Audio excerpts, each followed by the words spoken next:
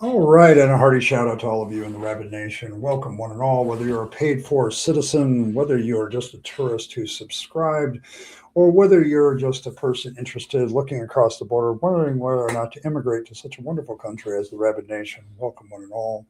I'm your host, Ed Rabyd, a former pastor turned atheist, now compassionate anti-theist. Welcome to the Rabyd Atheists and the Rabyd Atheist Show on a Friday. On a Friday, I tend to react to things. I also am going to start setting up probably at the last Friday of the month, setting up some interviews and shows where I'm in the stream with somebody else. It's an experiment. It's an experiment.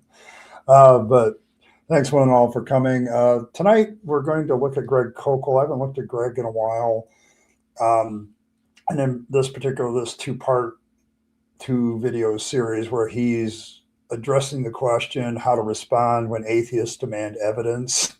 And so I'm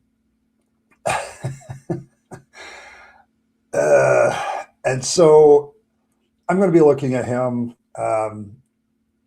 probably a little bit more in detail because he's connected with a lot of things, and I think it's one of those things where he's connected with J. Warner Wallace. He's been on Diary of a CEO with Alex O'Connor.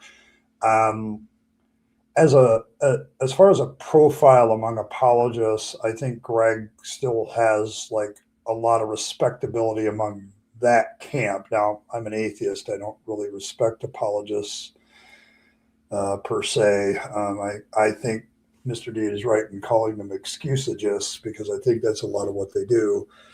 But we're going to take a look at him, but I want to get a few announcements out of the way. There is a link in the chat for joining the Fluffle Discord. If that's something that interests you, I'm going to post that every stream because that way we can alter the link every once in a while for security reasons, and that works. Let's see. Next week, it will be the lovely, wonderful I Killed Earl on with me. She's going to try to educate me on feminism and the red pill. I'm looking forward to this one. I'm doing some research for a video I want to work on about misogyny and how it affects men negatively that are in it. And this is kind of part of that, kind of getting some part of that educational process that I'm going through for myself. So I'm looking forward to this one. I definitely want to be educated. So we'll see what happens there. I don't know. I think I'm going to be on Skeptic Philosophy on Sunday, 3 p.m. Central, which is 4 p.m. Eastern for me. So I'll be doing an interview. I'll be talking about the man, the myth, the legend, Jesus Christ. And I want to be delving into the mythological claims for Jesus versus the historical claims for Jesus and how that affected my deconversion. So there you go. And I've already got to acknowledge a couple of people. I got Felicia by Nature. Thank you very much towards the Koukl hat. Okay. I don't have a Koukl hat. I'm not sure what that would even be. And Decibel as well. Thank you very much.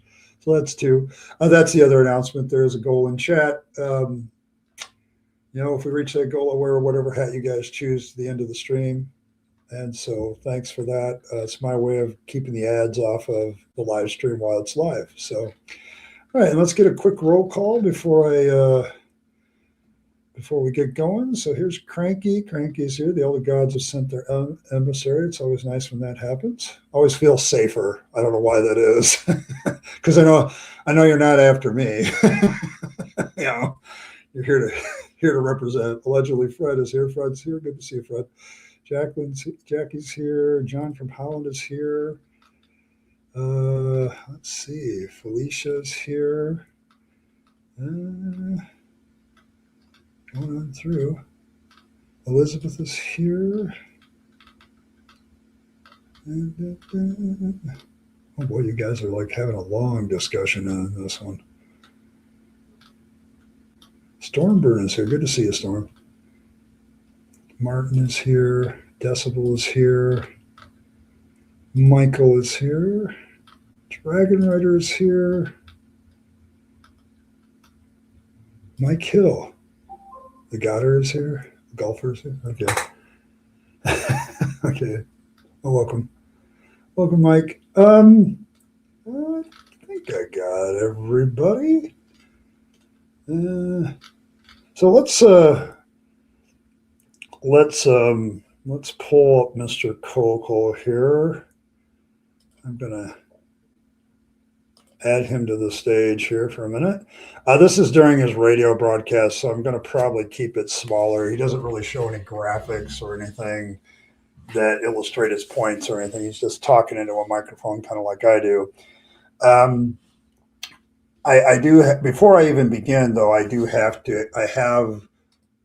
yeah. Yeah, this is kind of back in the day. So this is an old video. I have openly acknowledged this, but Greg has not changed his tactics when dealing with atheists ever. Like I think he thinks this works, and so he's not really changed. And the reason I want to react to this is because there's a lot of very standard things said about atheists in this video. I have to remark about the title as somebody who is a politically science-minded person with a political science degree. I look at titles like this, and when I see how to respond with atheists demand evidence, I think he actually re-uploaded this too, so it's more recent as well. But he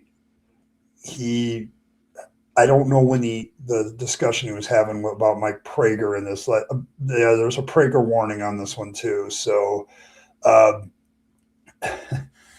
yeah, I think he thinks it works until he's face to face with an atheist. But I have to note the little bit of like propaganda in the title. He doesn't put it how to respond with atheists, ask for evidence. It demands evidence. Like we're going around demanding evidence and being an assholes. My issue with that is I don't know too many atheists that start this fight. Okay, maybe there's some. I'm not one of them. I have always simply said, if you're going to make your God claim, all I ask for is that you give your evidence for your God claim. So, yeah. And so the title is a little bit propagandish. Yeah, and I want to go over him because the thing about it, though, Felicia, is a lot of Christians still use Koukl's tactics as a watchword. Like they still invoke what he does and what he says and how to respond to atheists still to this day. Okay, like it's not even though this is old stuff, it's still in your face all the time. Okay, like there's always this stuff. Yeah, this is it's a constant propaganda thing that is part of the base of apologetics right now. And Koukl has had an incredible influence on the apologetical base. And so what he says, even 10 years later, is still being used. So there he goes. So there you go. Apologetics is propaganda. He's not trying to teach Christians about having yes, and that's kind of going to come out, Cranky. I think as we go through this is going to kind of come out. So here we go. Cast with a reflection about the issue of proof. Of course, the new atheists are, selling books like crazy, and I've just written a piece in Solid Ground that'll go out the 1st of May, in which I begin a series of Solid Grounds in which I assess the broad arguments that they've offered. But the whole question of proving God from an atheist's perspective comes up, and I wanted to speak about that, especially since a friend of mine and a fellow broadcaster who's not a follower of Christ, he's a religious person. Yeah, he is much younger. This you can tell he's talking about the new atheists, and he means the four horsemen who are all at this point in this video still alive. Like Hitchens is still alive. Daniel Dennett is still alive. I think this is 2008, 2009, somewhere in there. So he's the problem. The reason I even noticed this video is I think he re-uploaded it recently to get it back to the top of his list. And so he is kind of saying this is still a valid argument. Like he hasn't changed it. So yes, he does look much younger. So Yes, what's her name was still, yeah, the one that lady was still an atheist. There was a lot of new atheists that were still around, and the apologists were addressing them. So this is a little historical deep dive too. The problem is Koukl hasn't changed his tactics. His book is called Tactics, as Elizabeth points out. He hasn't changed his argument. There's a new edition of it out. Um, so that element is still there. So the historical context for this is somewhat important, but you need to realize Koukl, I think, has re-uploaded these videos because he still agrees with them. He still thinks that they're valid. And so it's something to look at because he still has this incredible influence on a lot of people. And when somebody has that kind of influence, they get invited to things like the Diary of a CEO and things like that. You have to take note. Even though I disagree with almost everything this guy says, uh, you have to watch how one group of apologists influences another. So, yeah, there's that. But yes, that's kind of the context of this. So, yes, it is a little bit older. But I wanted to show how they haven't really changed. They just haven't changed. Dennis Prager, a religious Jew, but a friend to Christians and a good thinker. We've had great conversations together about things. This is an area. Calling Dennis Prager a good thinker, I doubt. I'm going to push the doubt button on that one. We actually disagree, but it was a comment that he made on one of his own broadcasts that have triggered these thoughts that I want to offer you on proof. Apparently, he had a debate with an atheist in some East Coast city, whatever. It went well. They enjoyed themselves, whatever, and he was talking about that. But apparently, during the debate or just afterwards, the atheist announced. I don't know. I don't know what debate Prager is. Greg is right.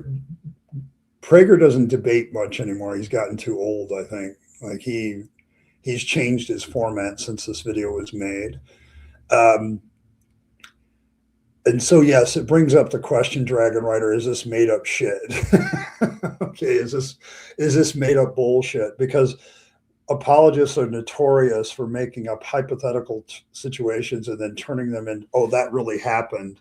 Like they're notorious for that. So, and so, yeah, I when I heard that, I'm like, okay, which debate?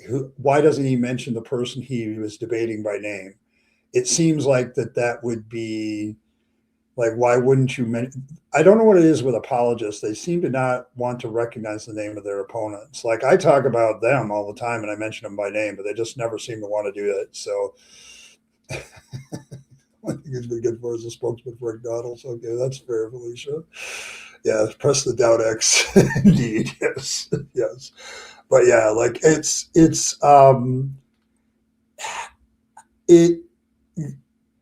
I'm questioning what debate this was. I wish he had referenced who it was, because then it would make it more believable. But I've experienced this with apologists so many times where I had this discussion with this atheist or had this, well, who, like, and when, and is it documented?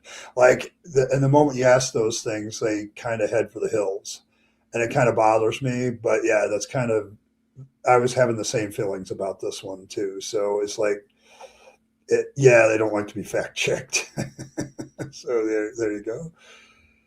They'll get things wrong even if they're recorded live on anything. And one of the they will, even when they are recorded and they mention the names, they will get the facts wrong. Like, yeah, one of the current Habermas videos comes to mind with some of the reaction by certain seekers that will not be fully named.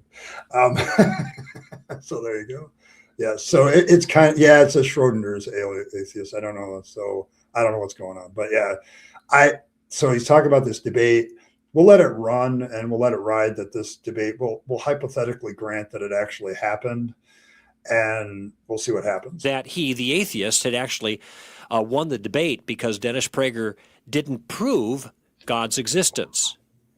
And this was a notion that Dennis himself took exception with because, as he pointed out, his goal was not to win the debate, but rather it was to make clear where he and the atheist differ. And Dennis, as I do, values clarity more than agreement. And secondly, is that true? Is that true that apologists value clarity over agreement? I'm not sure that's true. My experience with apologists, I'm not sure they value either. Okay, I think there's something apologists value, but I don't. Yeah, yeah, clarity. Yeah, I'm not sure they value either. I don't think they value clarity, and I don't think they value agreement either. They value what they value, and they want to press it on other people. I don't. I'm sorry, Mr. Koukl, if you ever watch this. I doubt he will, but if you ever watch this, it's been my experience, even since this video was made, that apologists don't seem to want clarity. I don't think they want an actual clear thing about it. I think what apologists want is to press their point at some sort of disadvantage to the people that disagree with them. And they use a lot of force of personality, speaking with authority, manufactured authority to do so. And so I'm not sure clarity or agreement is the issue for apologists. And so I just really haven't seen that with Koukl or Dennis Prager. Dennis Prager proves all the time he's not interested in agreement or clarity with just the PragerU videos. So, yeah, my goal is to win the debate. What? Why was he in the debate? Talk about making excuses for looking dumb. Yeah, he probably, if this debate actually happened, probably what happened is everybody did feel that he lost because he didn't prove the existence of God. And then so he takes exception to that and tries to take the quote unquote intellectual high ground of, hey, man, I wasn't here to win the debate. I was just here for clarity. Yeah. So there you go. I could understanding valuing clarity if what they mean is going to get to preach the gospel clearly. Yeah, okay, that's fair. That's fair. I don't think he does either. I think this video is going to kind of prove that. So, yeah, if he wants clarity, just prove his God. Say, I've been thinking the difference between atheists and theists that atheists were terrified of bananas. Well spoken, Mike. Well spoken. I don't like this debate in atheist circles. You're giving platforms to apology to use it as a jumping off point. Yeah. I don't know. I don't think you can't address issues without platforming people, unfortunately. I think that's a probable reality of our life, I think, at this point. So I kind of hate that too, but there's a part of it where you can't hate the players. You have to hate the game that exists. And unfortunately, part of the game is if you want to actually address somebody respectfully, human to human, you have to mention their name and platform somebody that's kind of full of shit sometimes. So it becomes an option. So yeah, there you go. You don't like bananas, you're not scared of. Yeah. All right. So there we go. But yeah, here we go. But I don't think that's true. To elucidate the arguments for the existence of God. So Dennis was going to make a case for the existence of God, but he doesn't consider such a case a proof. In fact, he thinks that thinking about it in those terms is a big mistake. And during the broadcast where he's describing this debate, he made what for me is an amazing statement. And so I'm going to give it to you, the bulk of it here, just as he said it. He said, I never in my life thought you could prove God's existence. You can prove the existence of that which is measurable, quantifiable, in some way either visible or audible. In other words, with the senses. But one of the senses has to be able to perceive it. It has to be measurable. God is infinite, transcends nature. So how could God be confined in natural modes of measuring? And then he adds, if God could be proven, it wouldn't be God. Okay, I gotta deal with Prager's statement there. So what standard then do you have at all for believing in God in the first place? Like, if that's true, like, yeah, I was thinking the same thing, Cranky. Like, that's a very pre-suppy style statement from Prager. Like, I feel like Prager and don't get me wrong, I've listened to enough Prager videos to realize there's some precept in Prager. Like he presupposes a lot of things. But yeah, like this is if this is what Prager actually said about this debate, that we don't know who it was or whatever.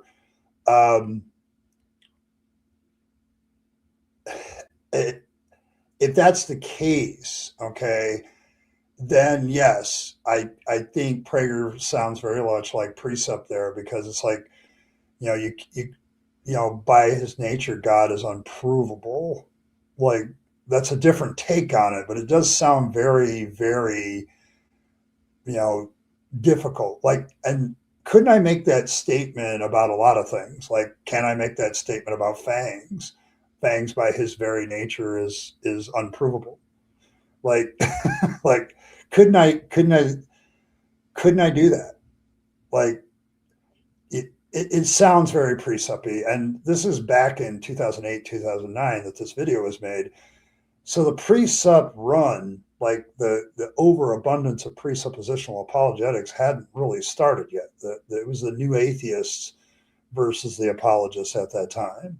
So to make that kind of statement is almost I've always wondered what made precept so popular, because back in the day when I was a Christian, it was not popular. It was kind of like traditional apologists dismissed it as garbage. Okay, which I wish it had stayed there. Yeah, so it's like, it's the idea that this was acceptable back then kind of indicates that maybe apologetics was starting to lean towards precept a little bit at that point, but it does sound precepty. It does make him sound that way. Gives new meaning to erecting an argument. Doesn't do debates any longer because his appearance is safe from the lab. Okay. Oh, God isn't allowed. Yeah, he's not allowed the whole space-time continuum thing. Like he's not a part of that. Like he really isn't. Is he inside it, outside it? What is it? Then he isn't the God of lightning. There you go, exactly. Why is the creator of everything, the thing that made space-time, etc., isn't allowed inside space-time? I don't get it. How does that work?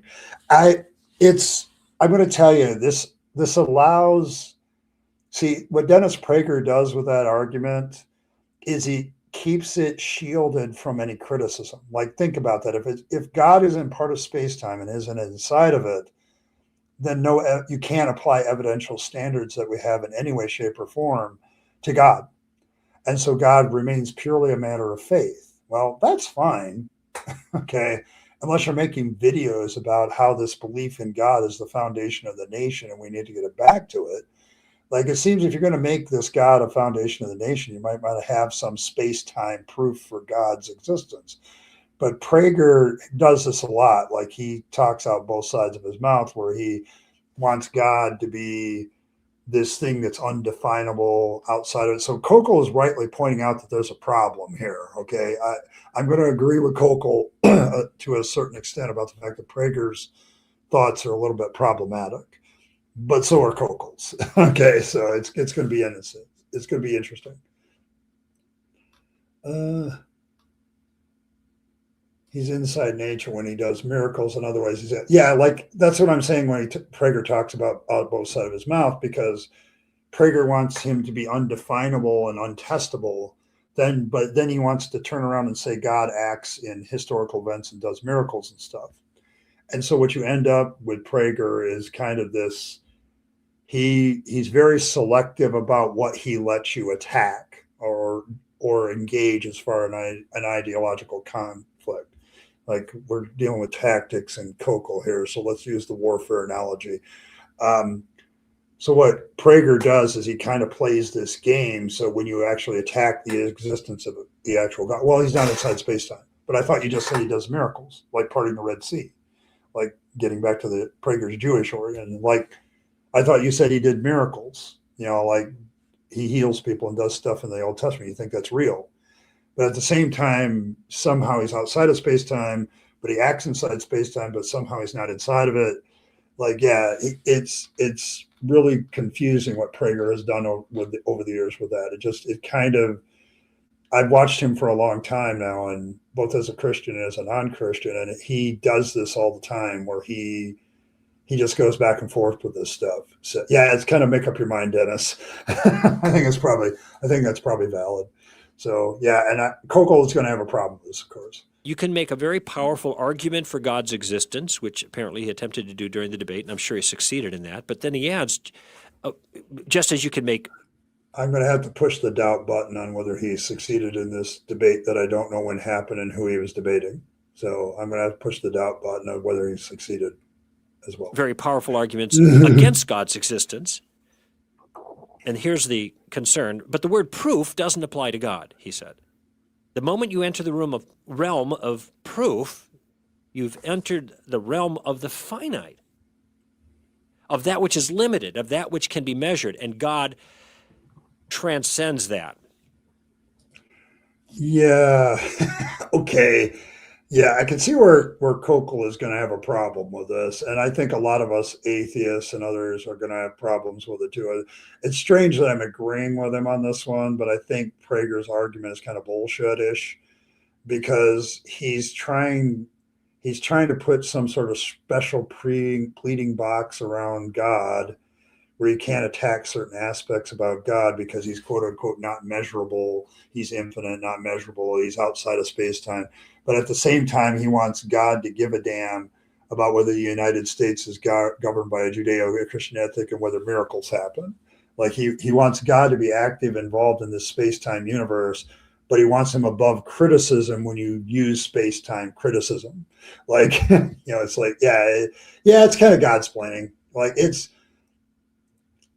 a problem for Prager's reasoning, because Prager's done this for years. Like, this is not new with Prager. Prager always wants God to be behind this fence of non-criticism, but he still wants God to be able to act in the world and care about what happens in space-time.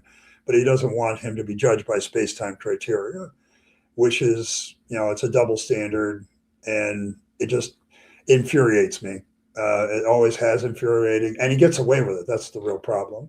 Now, Koukl, to his credit, is going to call this out, but where he goes with this is going to be completely batshit crazy himself. So we'll see this in a moment. I've watched this once, and it was like, oh, this is going to be fun. So, yeah, you don't even need direct proof for God. Just give me the statistical case that proves God exists, but they can't even do that. Yes. Yeah, special pleading. I see that. You can't special plead a religion. Yes, I know you can't, but they do it all the time. They try to. So yeah, why do we have to protect God at all? Elizabeth, this is where it gets infuriating, because Prager, like Koukl is addressing Prager, and he disagrees with Prager. And I kind of agree with Koukl in the fact that it's a problem for Prager. Like, Prager has this problem, but I also kind of don't agree with where Koukl is going to go with it. Like, he's going to, the video title is How to Respond When Atheists Demand Evidence. Okay. And I think that's where he's going to go off the rails for me, because like he has a different response he would have given to this atheist.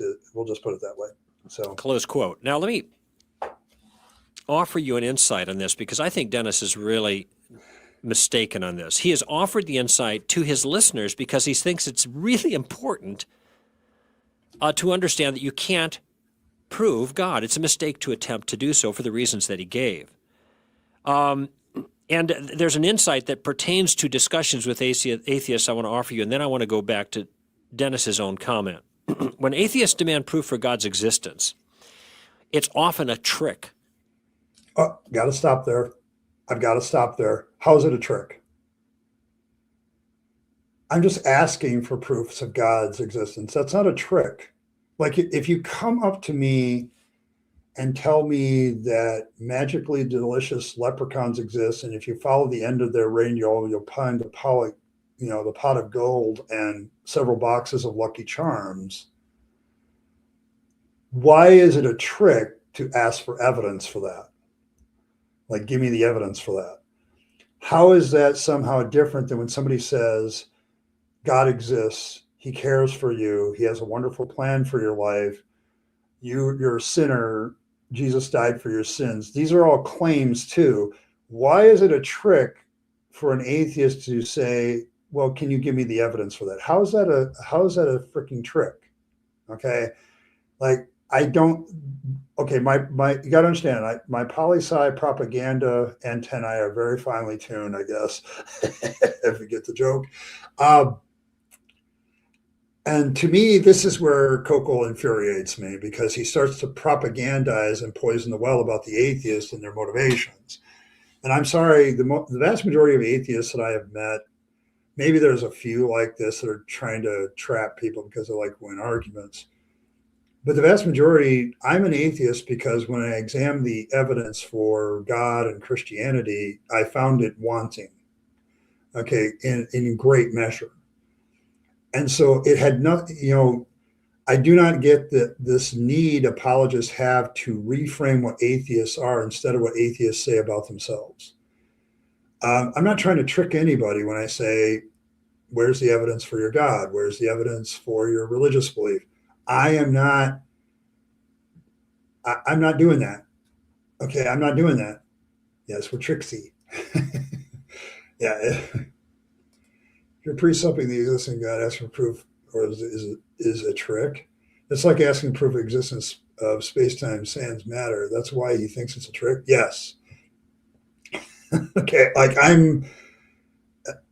you got to remember, Koukl is very into his whole tactics identity, even at this point. Like, he's trying to come up with tactics for how to engage people that don't believe. And so he frames any request for evidence as a trick. Like, they don't really want it. That's where that argument a lot of apologists use, like, atheists don't really want evidence. Yeah, that's part of it. Like, it's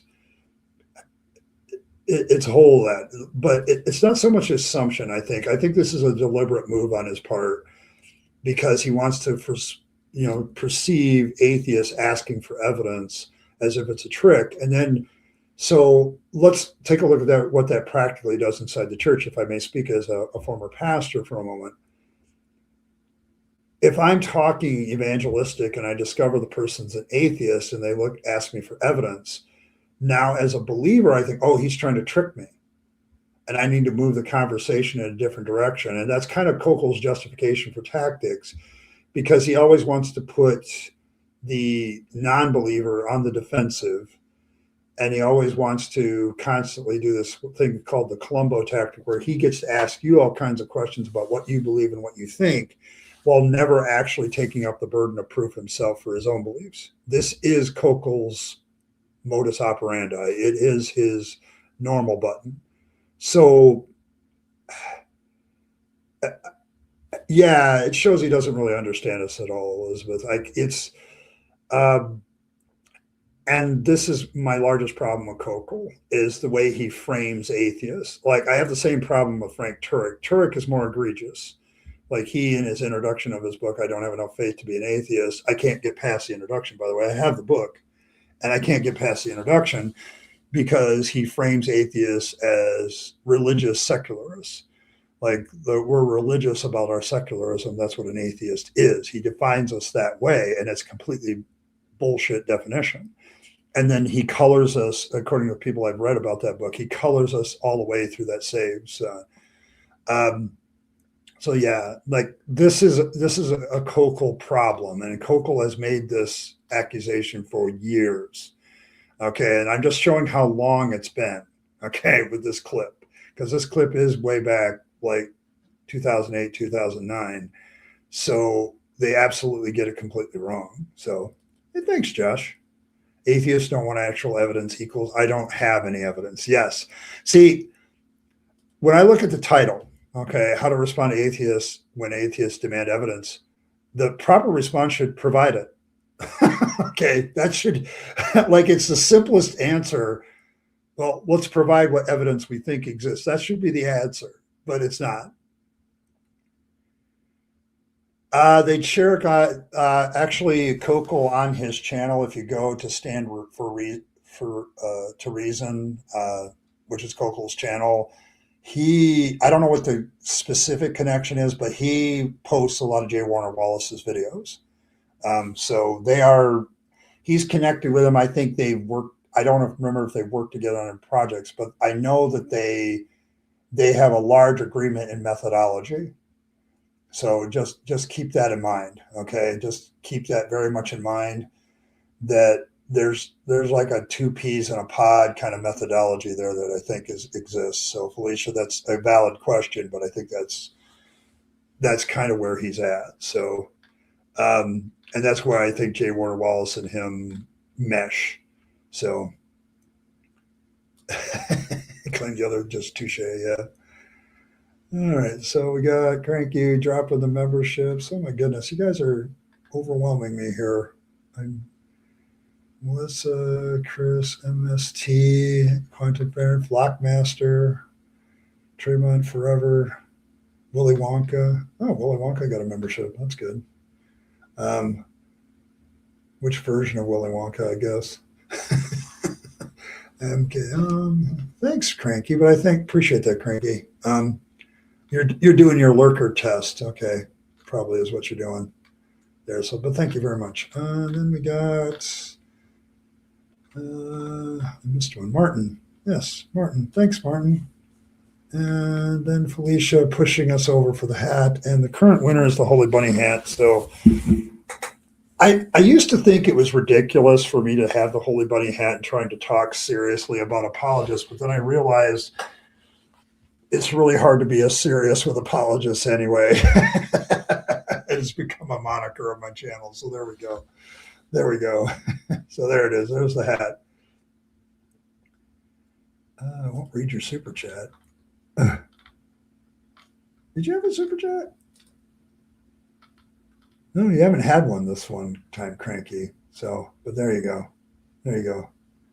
But thank you very much. I appreciate it. And then allegedly Fred is getting into the game here. Just don't demand evidence. We just quite reasonably require convincing evidence before we accept a God proposition. I ain't seen it yet. Very, very true. I think that's been the problem here with the excusagists. But thank you very much. But yeah, appreciate it. But yeah, like I had to stop there because one of the things that bugs me about certain apologists, and Koukl's included with this, is their often backhanded way or sleight of hand way of framing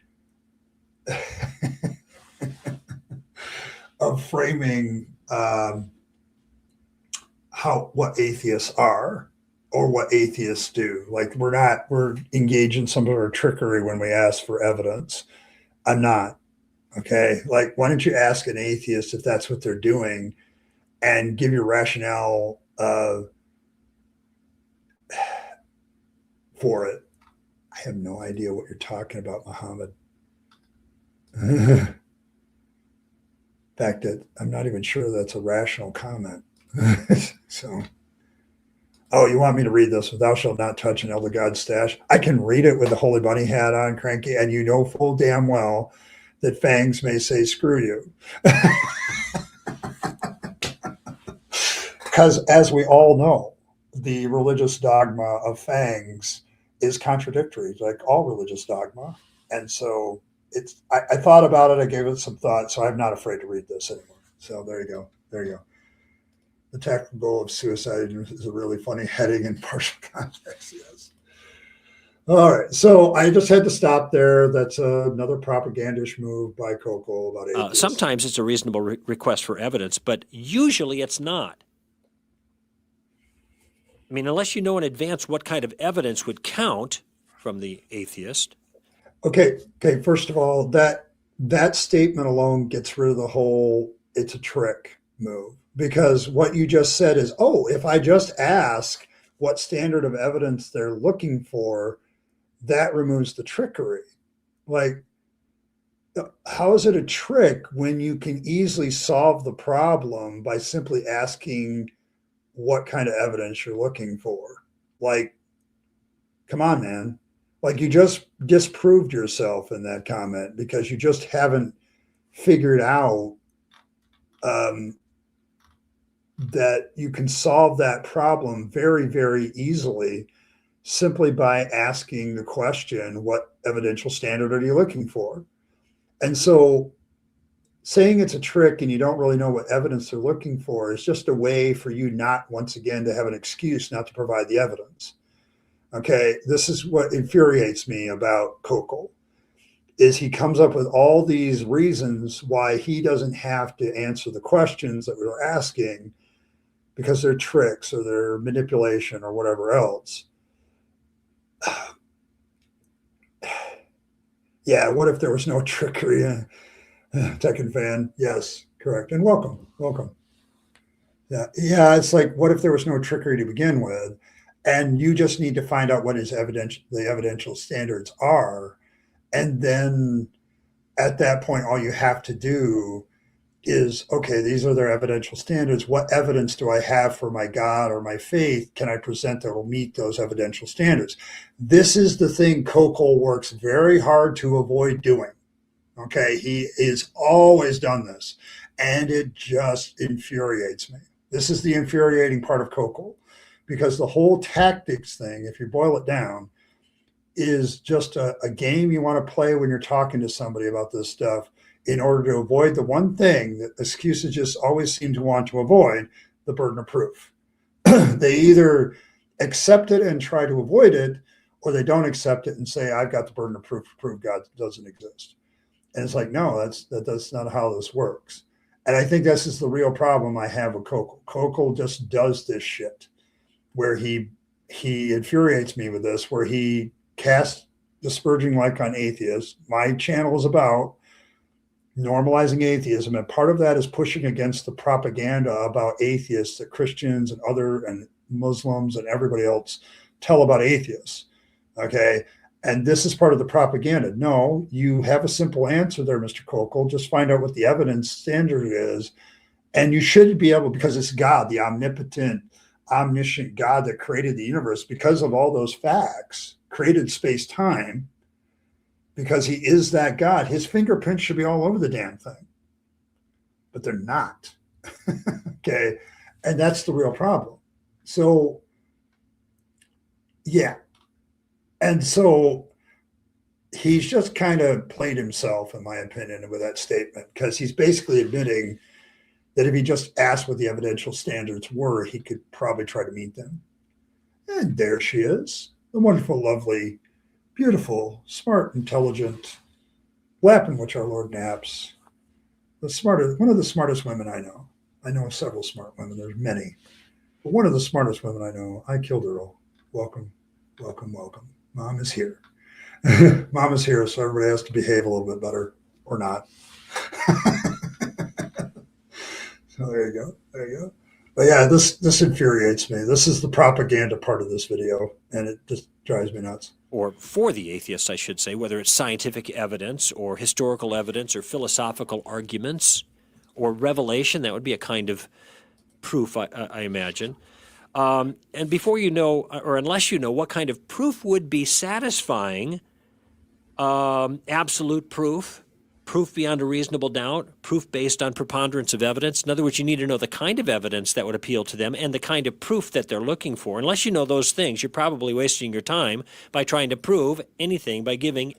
And all of that is simply, you can actually get answers for those questions by actually asking the atheist, Mr. Koukl. Like, it's like, how does this escape you? How is this? How do you miss the boat on this one? This one really bothers me. Like, how do you miss the fact that everything that you just said is answerable by simply talking to the atheist? I do not understand. I don't understand this one. So, yeah, just ask us. Just ask us. You're not going to behave either. Okay, fair enough. She's one of those fun moms.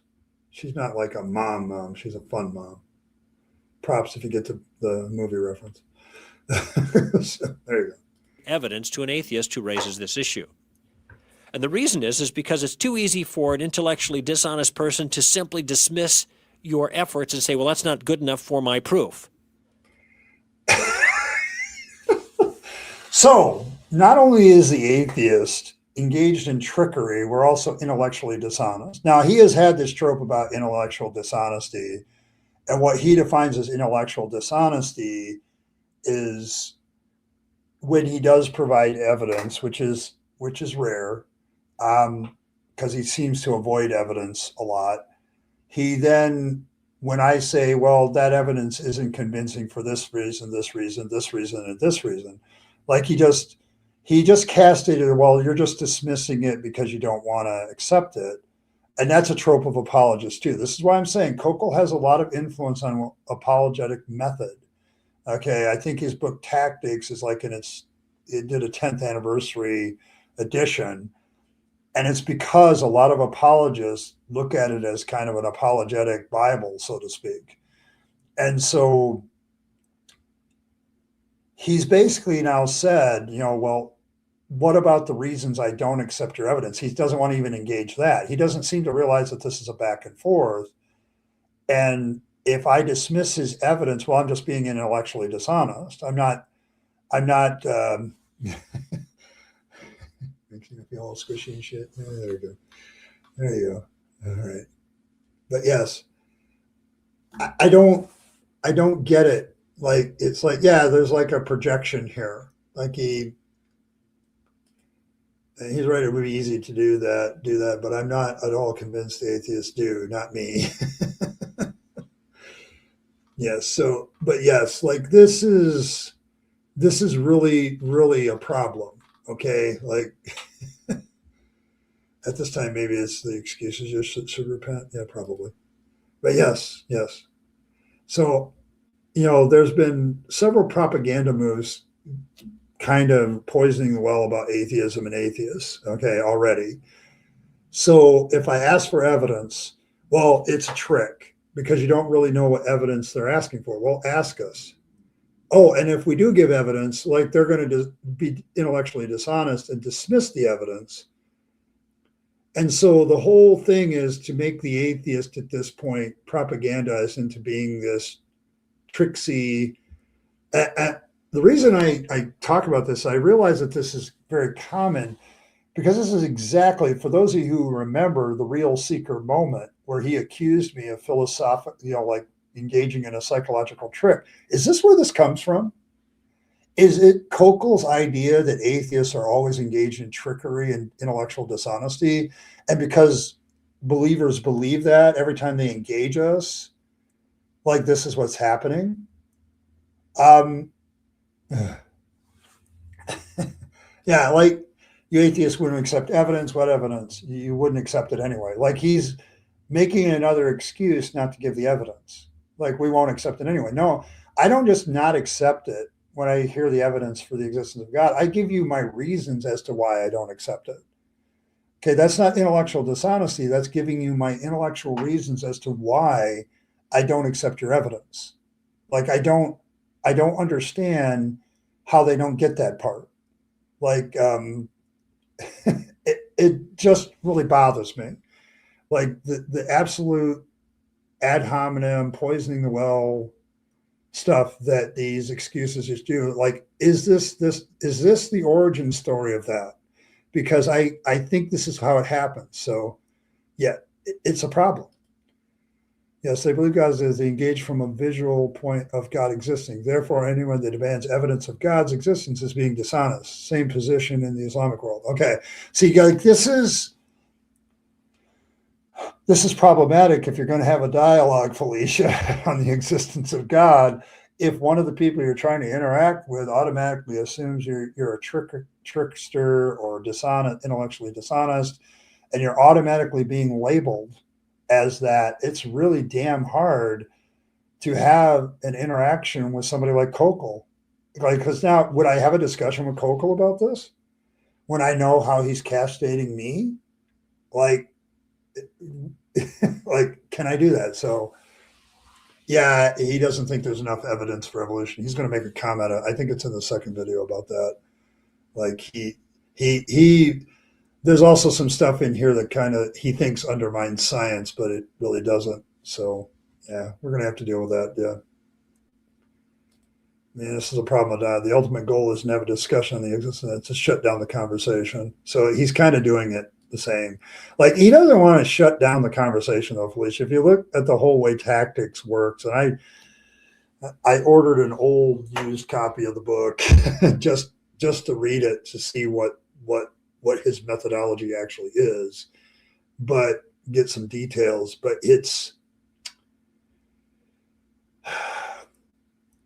it seems to be always to put the other person on the back foot in the conversation. Like, there's no way for, he's trying to shut down any conversation coming from you, the skeptic, towards him. And so everything in tactics is about shutting that part down where I get to interact with him and ask him questions. He wants to keep badgering me with questions about my worldview and my views and how they're silly and all this other stuff. He doesn't want to actually engage me. And I find this to be it's a dehumanizing tactic, but it's not, this is one of the things, like, when people ask me why I'm an anti-theist, it's the dehumanization of anybody who disagrees with you. Like, if you are a religious believer and you have very strongly held beliefs, you dehumanize people that disagree with you. And because of that, you're not treating them with any kind of respect in the conversation. And basically, Koukl is advocating for a disrespectful dialogue where the only one that gets respected is my viewpoint and my Christian viewpoint in that. And I think that's something that needs to be called out. So, yes. Oh yeah, this is definitely preaching to the believers. This video isn't for me, the atheist. The video is for the believers. So it's just making other person look incapable. He's trying to win in public, never discover the truth. Okay, you've read it. So yeah, I'm gonna look at it too. But it's like, I don't understand how more Christians don't have a problem with that. Like, it's very dehumanizing to me. Like, it's like, if you're going to have an honest conversation with somebody, you let them talk and you react and go back and forth.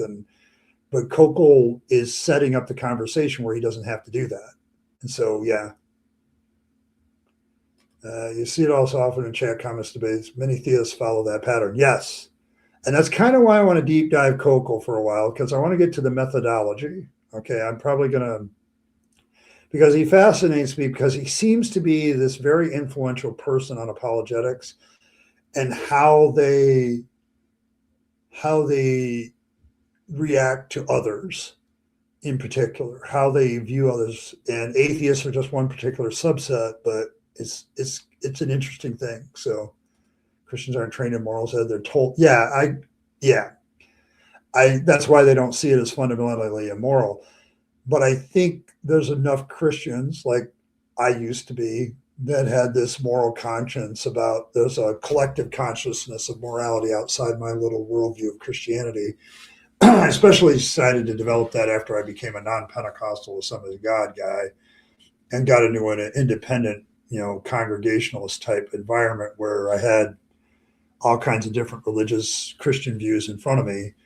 And when I preached every Sunday. And so morality became a much more open topic. So there are Christians that understand what you just said. Okay. So yes, they are taught their moral, they're told their morals, but a lot of them don't accept it in practicality. So we'll see what's that. But yes. How did you come to that conclusion? An alternative explanation is not a refutation. The new option must not be plausible or even plausible, but also more than your claim. Yes. Okay. There you go. It's weird reading this right now. There you go. Yes. I have a different idea of what evidence is required. So when atheists say, what is your evidence for God or what are your proofs for God, you always have to ask them as a tactical issue, what kind of evidence or proof are you looking for? Because if you don't qualify your response to them in that way, they're just going to dismiss whatever you offer them. You're not going to make them happy. So you got to get. It's not a question of making me happy. It's actually being convincing. I have made a video, I think, when somebody asked me what my standards of evidence I'm looking for. I put scientifically high probable, testable, repeatable evidence would be good. Historically speaking, I know the standards of historians. Can you give me something that, based on historical methodology, proves certain historical events happened, like, say, the resurrection? And then I also, could you take it to court and legally press the case there in a judicial environment where society, looks at how much of a reasonable doubt their things are? And the problem is, since making that video, nobody's ever taken me up on that. Like, it's like, what do you got? Like, the problem I have with Koukl here is, like, he doesn't seem to think that we have a response as atheists where, like, yeah, I can give you a standard of evidence. Can you meet it? Like, I can literally get you. Yeah. What do you got? Like it.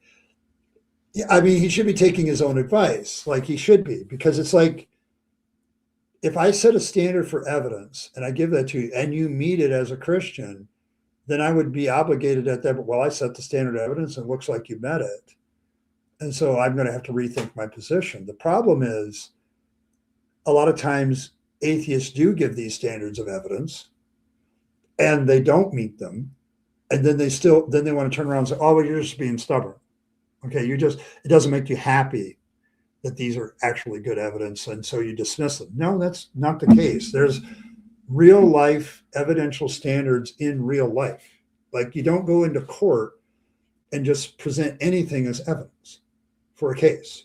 Okay, like, there's evidential standards that every piece of evidence in a courtroom has to go through.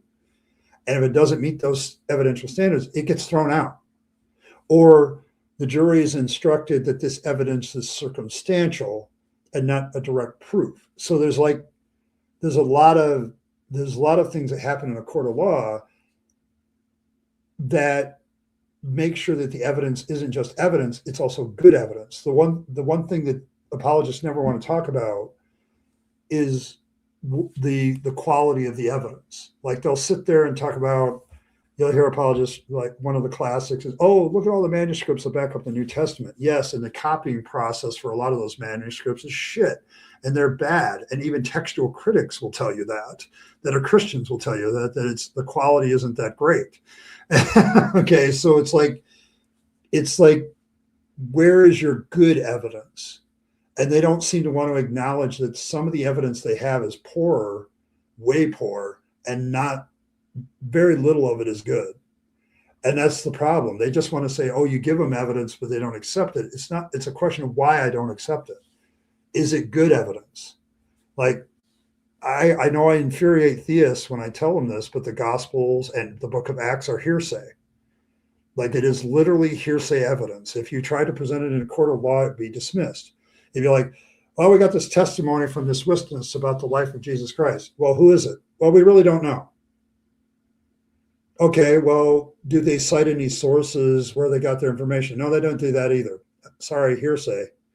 Like, we can't admit this. This is hearsay evidence. It's testimony. We don't know where it came from, how old it is. Like, literally, the Gospels in the book of Acts would be dismissed out of hand in any court of law.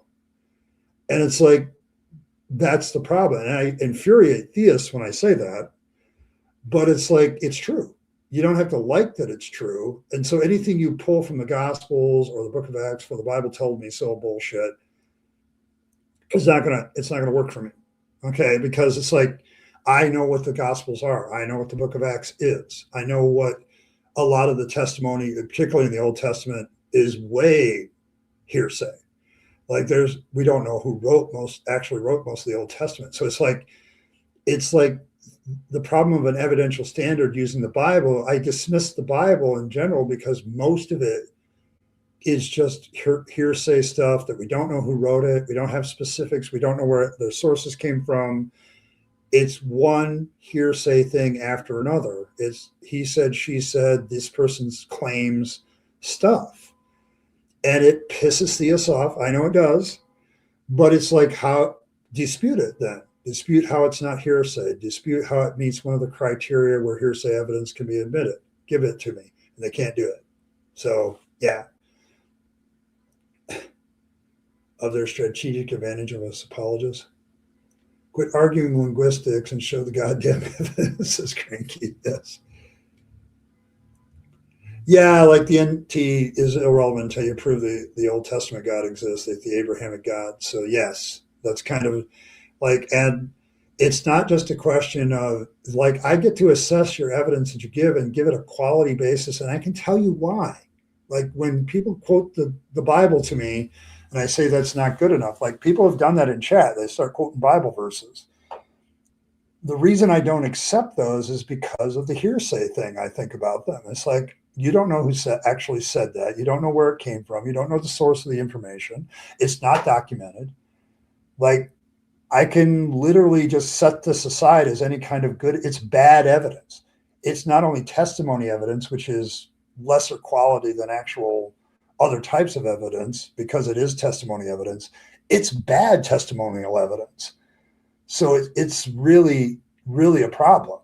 But if you're going to give me evidence, give me good shit. Like, let's give me good shit. Set up in advance. Now back to Dennis's challenge, because obviously Dennis isn't in that category. He does have a clear issue in mind of what proof is, but that's the question. To answer Dennis's challenge depends entirely upon what he means as a proof. Now, usually the word proof means either an argument that's attempting to deliver certainty. In other words, you have a series of premises that lead to a conclusion. This is deductive reasoning, by the way. And usually the word proof is used to describe this kind of argument that delivers like a certain, or some might say necessary conclusion. That is a conclusion. Okay, like he's overdoing the deductive argument part there. Uh, it doesn't necessarily follow it's a necessary conclusion. It's a valid conclusion based on whether the premises are true and the conclusion follows. I think he smuggled something in there because a lot of the arguments for the existence of God attempt a deductive form and it doesn't work. Oh yeah, the fact that Koukl's a Calvinist doesn't surprise me at all. Like he has this sovereignty of God issue in his theology that I, as a former Pentecostal Arminian type, would have challenged him on a regular basis. And so that's kind of my where I go down with it. So it's it explains a lot. Yes, it does explain a lot. And so his use of deductive here is a little bit suspect to me. Yeah. Um, yeah, he didn't smuggle anything in as so much as he ignored the conclusion must also be valid, even if you think it follows. It doesn't mean the conclusion is sound. Yeah, and he's kind of like he's avoiding that issue with what he said because it's like I think he's misusing the idea of what deductive reasoning does because he wanted to make that hard necessary conclusion part, and it's like the conclusion be valid if the premises are true and all that stuff. That might be true, but there's other things that have to be done in deductive reasoning. That's why you have inductive reasoning where you actually look at the real world and try to draw some conclusions based on that. And so it's like it's hard. I'm having a hard time with him at this point because I think he's talking to a lot of Christians. Like I'm not listening to his podcast on a regular weekly basis. And so a lot of Christians are going to think that this is proper instruction on what this stuff is. And so that's kind of where he's going with it. All right, I'm going to take a 2-minute break and I'll be back. But I now may think that we may not get through this first video.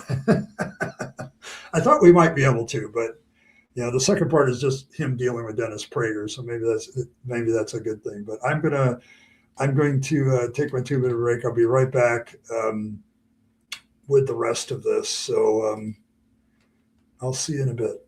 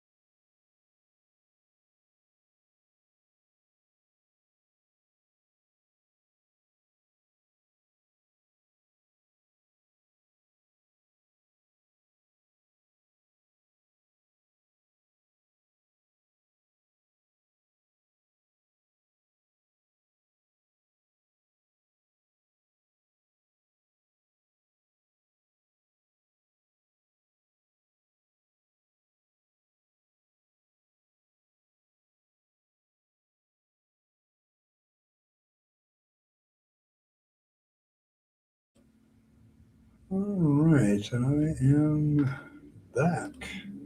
All right.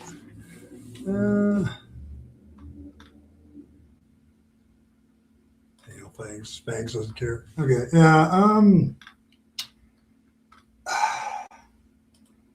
Okay. So he has a blog where he says he tends to avoid Calvinism because most people think it's some extreme forms of it. Then paragraph says there's only one kind of Calvinism. Yeah. The logic of Calvinism sometimes fails them. It does. See, why do Calvinists argue theology? Unbelievers are predestined to be damned. Are they predestined to make useless arguments? um, I'm probably generalizing here, but I've noticed that Calvinism attracts a certain type of personality. Um, the kind of personality that thinks you're always right about things. Like there's this kind of personality where people just think they're right and just do that. But I used to fight Calvinists all the time when I was a Christian, and the one thing I always noted is that they were always very dismissive and insulting to people that didn't think like they did. So I as a believer realized I could be wrong. So yes, I got to eat. I got to find out something I can eat quickly. So, but yes, my stomach does a lot of talking. So, yeah, I've never met a Calvinist that didn't have a little arrogant streak to them. So that's kind of my observation. Not all of them. I don't think you can generalize on a group of people. So, but yeah. So there you go. All right, let's pick up Mr. Koukl. What else? See what else he has to say. That you can count on. Now, sometimes proof means an attempt that actually succeeds. So a proof could be the argument. And some people, when they say, well, I mean proof like a real proof, one of those arguments that actually succeeds in proving what you think it proves. I actually think this is too strong of a definition for proof. And usually philosophers mean by proof just a deductive argument. You know, all men are more. Okay. So we're going to diminish the definition of what it means to prove something. So what does that do for your argument? That you don't have to prove as much? So there you go. All right. Yes, I've told this story before, Elizabeth. I live north of Grand Rapids, about an hour drive on 131. In Grand Rapids, Michigan alone is the headquarters for the Dutch Reformed Church, and I think another Reformed church has their headquarters there. Calvin University is there. Calvin Theological Seminary is there. So yes. I deal with Calvinists whenever I go to Grand Rapids quite often. So just to put that in context, when I was working on my master's thesis, because it was the only thing left I had to do for my degree, and I got an extension because of my father's death for about a year. The only thing I had to do was do the research and do my thesis. So I used Calvin's libraries, both of them, the theological seminary and the regular one, to kind of do some of my research. So I got up close with Calvinists, and I've never had a good experience, even as a Christian. So, the weirdest thing about Kozlov's prose, he doesn't win converts. It just stonewalls the conversation. Yes. Kind of. See, the thing is, I want to know, because this is an older video, and I don't remember presuppositional apologetics in 2008, 2009 being as big a thing as it is now. But I'm wondering if the tactical considerations, as Koukl puts them forward, caused a bunch of Christians to kind of like, well, why don't we just create a conversation system where we just don't have to converse with anybody? We put the burden of proof completely on them, which Koukl does actually recommend, I believe, and just make that the conversational style that we have, that we don't have to prove anything to anybody else. They have to prove it to us. And I think it's a conversation staller. It gets it into that point. So it's not Calvin and Hobbes, I wish. Yeah, there's somewhere around my apartment is the complete works of Calvin and Hobbes, just so you know how I feel about that. So I have all the cartoons. So yeah, it's the majority everywhere your side. Yeah, there you go. Significant addiction defines and proves something which shows that something else is true or correct, an active process of showing that something is true. Okay, so Koukl just basically took that definition and wadded it up and threw it away because he doesn't like it. Okay, so I would, yeah, I would say that I could make that conclusion because he wants to soften it from that definition because then he doesn't have to provide as convincing proof, I think. So yes, but yes, a simple definition from a dictionary might cause Mr. Koukl to have a problem. I noticed that with a lot of apologists, they like to change the definition of terminology from, as the one guy said to Jordan Peterson, from common parlance. And I was so glad that Jordan Peterson admitted it. Yeah, I don't want common parlance. Oh, the Dutch Reformed? Yeah.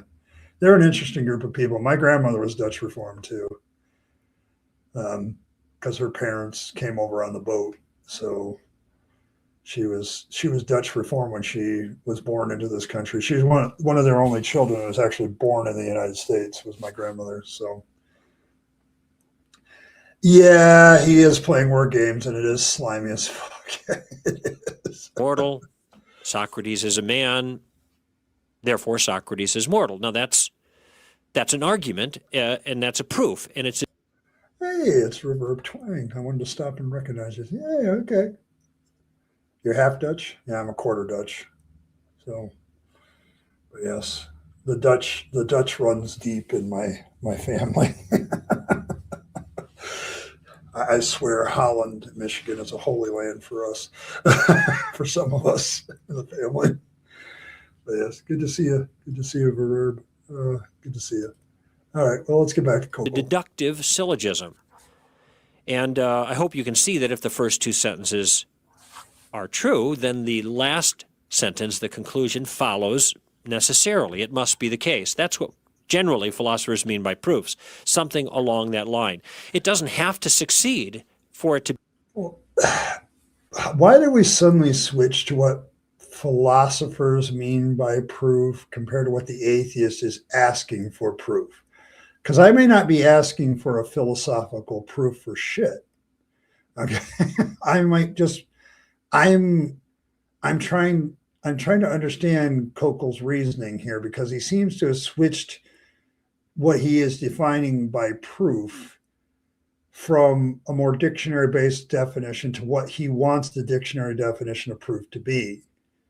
And it's a semantic game, and it kind of drives me nuts. Like, if I'm asking for evidence for the existence of God, okay, I'm looking for something that proves that fact. Okay. I don't care if it comes from the philosophy side of things. I don't care if it comes from the evidential scientific side of things. Give me that definition of prove it. Like, so, yeah. Oh, we shifted to Prost because he's embraced Prager's problem of evidence. God cannot be demonstrated because he is a metaphysical abstraction. So he has to retreat to, okay, yeah, I get it. It's foggy. Like, that's kind of evidenced by my own confusion and fog. Because it's like, we just switched the definitions here and we expected somebody not to notice. Like, and the problem is with Koukl's audience being Christians, they aren't going to notice that, Felicia. They're going to think, oh yeah, this is great stuff. And it's like, they didn't know. I bet you most of them didn't notice the shift. Like, I don't think they noticed it at all. This is kind of slimy. Like, it's, when you think about what he's doing here, like, he's a smart enough man even back then to know what he's doing.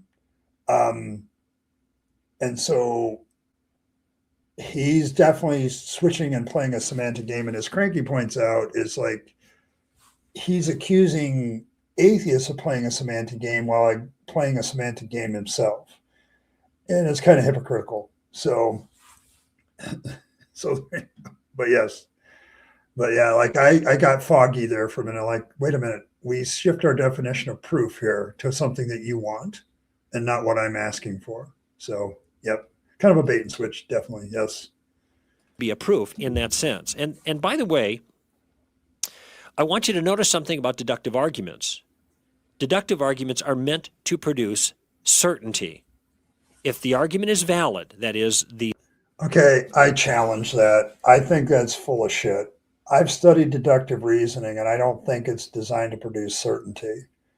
It's designed to prove something, but I don't think it necessarily provides certainty. I don't think that that's the purpose. The purpose is to make sure things are logically consistent, and then you examine the truth of things. It's the truth of the premises and the conclusion that provides certainty, not deduction itself. And so I don't. So yeah, it's an impressive show. Yeah, that's probably a good way to put it. I know it's totally. I'm trying. Listen, you know me, Elizabeth. I try to give people the benefit of the doubt. Try to do things until they absolutely hang themselves with their own rope. You know, it's like I am having a problem here with that kind of understanding of deduction. I don't think deduction is designed that way. I don't think it's designed to produce certainty. And becomes the base of his argument when he talks about evolution or science, because he starts to say all science does inductive reasoning, which is just designed to create a probability. And based on that alone, we should doubt things like, evolution. We should doubt things like, anything that science produces that's inconvenient for his faith-based worldview. Like if science produces those kind of things, it's inductive reason, so it's only probabilistic. Yeah. You and me are in the same vein. Whoa, deductive are designed to produce certainty. Excuse me. If the premises are true and the form is valid and the conclusion valid, then the conclusions must follow. But I don't know if it necessarily produces certainty, because deductive reasoning in and of itself isn't what does that. You also have to establish the truth of the premises. Okay, like that's a big part that I think a lot of excuses just miss, is that they don't.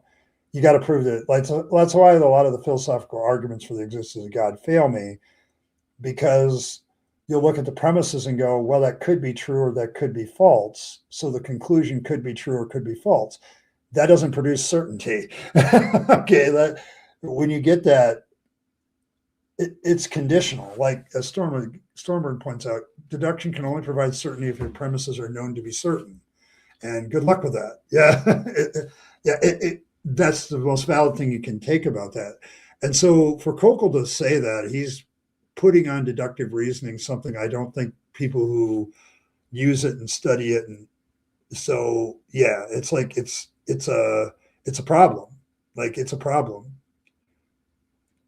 Inductive stone is what cars are. I'm not sure that's the same kind of induction, Michael. It's amazing how many times I have to educate you on the right things. If Evan was here, he'd probably have had several groaning dad level, jokes at this point. But yes, Patchy and Scott and Viking, there you go. Yeah, I got a lot of Scandinavian in me too. That's why the Viking shit. Cats are reptiles, possums are reptiles. This is a valid deductive argument, but it doesn't give certainty because the premises are nonsense. Yes. And that's kind of what he's this is where he kind of misses parts of the evidence of what deductive reasoning actually does. It gives us a framework, but it doesn't produce certainty in and of itself. And you have to go to those premises, prove they're that. So you have to do a lot of things to make deductive. It's a good tool if you use it right, but he's thinking that the tool itself produces certainty, and I don't think that's the case. So this is why you advocate drugs. Okay, all men are mortal. Jesus is a man. Jesus is God. God is mortal. Yeah, I mean you could play that game too. Like it's it's that kind of thing. Yeah, like both you and Stormburn have kind of hit into this that you got to have certain premises and that lead to the conclusions that are also certain and follow. It doesn't. The aim of deductive reasoning isn't to produce certainty. It's to provide a framework where you can find certainty if you prove a lot of other things about your argument. And I think this is where Koukl just does not understand logic very well. Like he uses it and he manipulates it and he massages it a little bit. So, and yes, certainty is almost impossible in a lot of cases. We're all going on probability here. We're all rolling the dice every day we get up. So, like, and that's something I just come to accept. So steps that precede the conclusion logically lead to the conclusion, just like the one I gave you. If it's true that all men are mortal and Socrates is a man, then it follows that Socrates is mortal. So if the argument is valid, it follows along, and the premises are true, well, then the argument is what philosophers call a sound argument. And if sound, then it succeeds. It gives you a conclusion that you can count on. No. And this is why. No. If it's sound, that's just step one. You also have to determine whether the premises are also true. Just because an argument is sound doesn't mean it's right, and it doesn't mean its conclusion is true. It just means the reasoning is sound. Now we got to figure out if we can establish whether or not your premises and stuff are true. So a sound argument doesn't mean it's proving a certainty. Like that's, I think he completely avoids the second step. Like, yeah, if I can dismiss an argument early on, if it's just not sound, it's not logically sound, I can toss it aside. Work on this and make it logically sound, and then we can take the second part of the discussion. Okay, is that premise true? Is this premise true? It's like you gotta do a second step here, and I think Koukl wants to skip that. So there you go. Problem is that even if the argument is sound and conclusion follows, you still have to demonstrate it in reality, thus science. Yes, and that's the third step he wants to avoid, because he wants to make deductive reasoning this thing that proves certainty, and somehow inductive reasoning doesn't produce certainty, although it actually does in some ways. So yeah, Christianity and logic seem mutually exclusive. Yes. Yeah, there's some definite presuppositionalism in here. That's why I'm asking. This is an old video, Reverb. And I'm wondering, given how old this video is his book Tactics and some of his discussions that he had on his early podcasting, is this become the basis? Because I'm trying to assess how influential Greg Koukl is on all of apologetics. And the more I listen to him and the more I read him, I'm like, holy shit, is this guy like the godfather of this shit? Because a lot of people seem to listen to him and a lot of people seem to use his tactics. And a lot of people seem to kind of agree with this is the methodology that should be followed. And so as somebody who's like interested in normalizing atheism and deconversion, is this where all the bullshit that I have to deal with comes from? Like, yeah, like he's still doing the same shit. So if we go back to 2009 when he first wrote the book, apologetics back then, and I was still in the church, and I was having a lot of problems with apologetics. But apologetics at that time seemed to be more genuinely interested in providing evidence and proof for the existence of God. Here we are a decade plus later, and everybody's like, no, you got to prove your atheism. You got to prove that God doesn't exist. I can presuppose God exists and you have to prove me wrong. Like it's the whole prove me wrong, bro thing. And I'm wondering if historically speaking, Koukl is the one that kind of, threw the pea into the snowbank and now it's snowballing out of control. Like, is he the guy? Like, because it seems to me that it might be the case. Like he's the guy that actually opened the floodgate, And as a Calvinist, he presupposes a lot of things about God that he thinks he's right about. Is he the guy that did this? And so I'm just asking this question, Stormburn. I'm just asking it. I mean, it seems to fit the timeline. Like, is he the influencer that ultimately influenced presuppers to say, yeah, man, that's valid. This is a good tactic.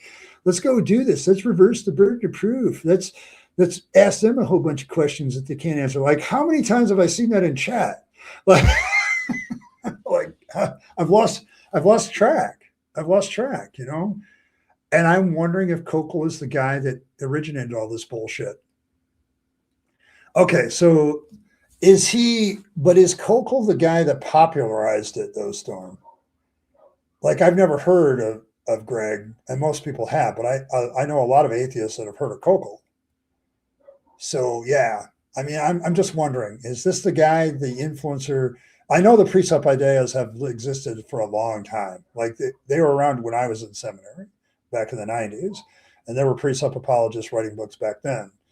And I hated them as a Christian, as a devout Christian. I'm like, this is stupid. Like, we're not even doing, like, as a Christian, I was like, so Second Peter always giving a reason for the hope that is within us. We're just going to throw that shit out and presuppose it. Like, what? Like, but yeah, they're mandatory books at Westminster. Oh, really? Okay. Koukl may have popularized it. It's more partial to appealing to evolutionary mechanisms. Apologists with vulnerable bad tactics don't propagate. Okay. But yes. So there you go. But yeah, I'm just wondering, because I'm trying to get a timeline here, because it seems like back when he made this video, when the new atheists were all still alive and doing the thing, and this is kind of what he's reacting to. Like, every time they're always engaged in trickery and intellectual dishonesty kind of thing.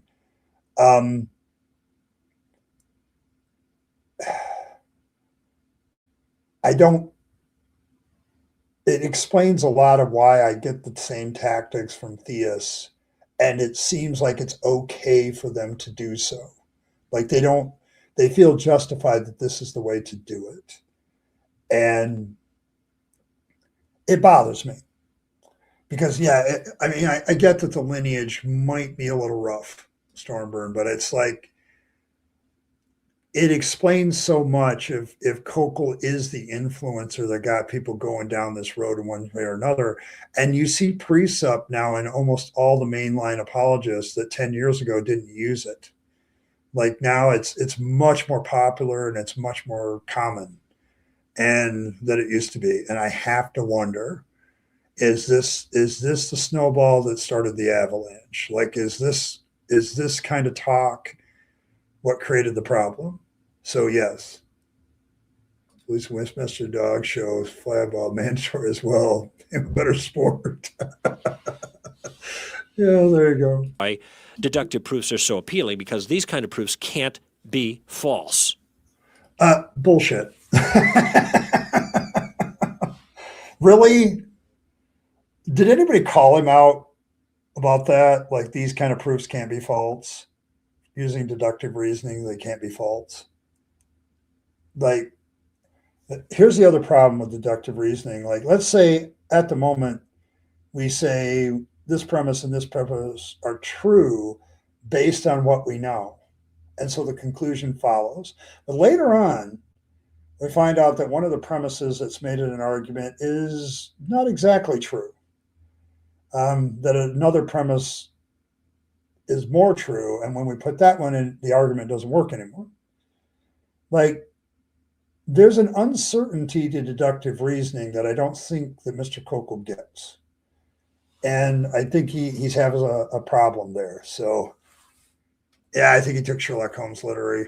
I remember when I pointed out, my mom is like a big Sherlock Holmes fan, and she once quoted that, like, no matter how improbable must be true. And I said, Mom, you're assuming that you know all the possibilities. Like, you don't know what all the possibilities are.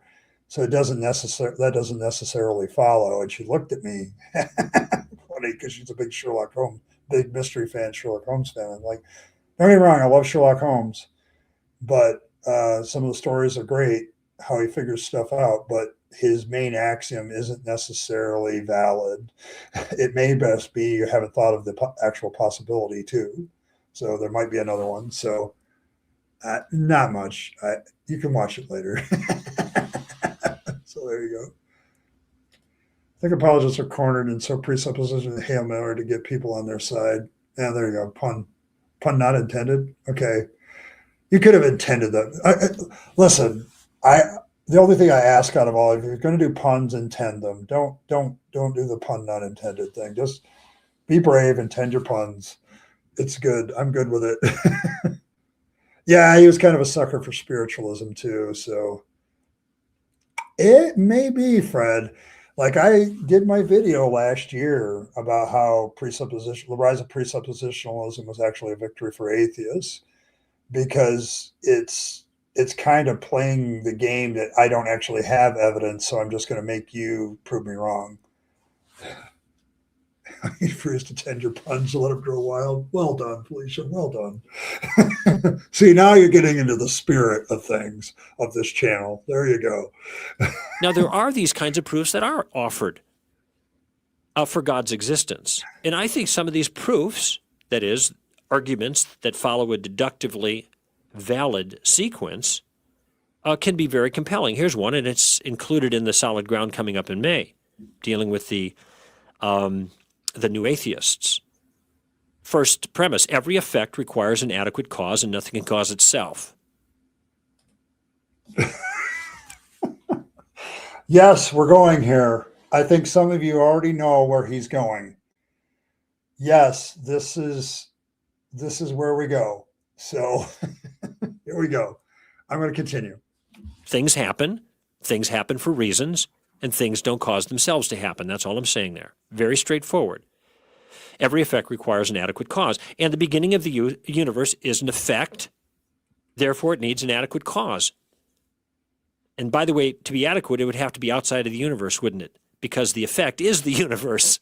So the cause would have to be outside of the universe.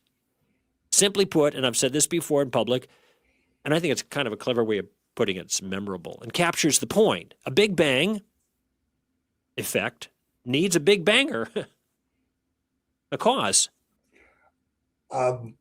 Given some people's minds, I really wish he had put that a different way.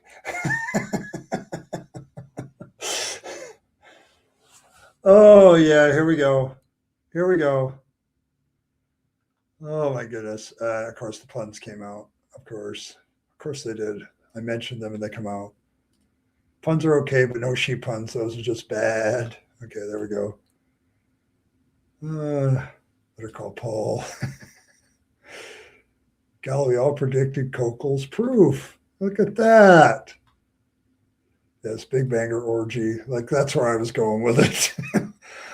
Christian apologists need to really, and even worse is people in charge of Christian signs where they can put sayings and stuff on. They really need to think about that shit before they put them out.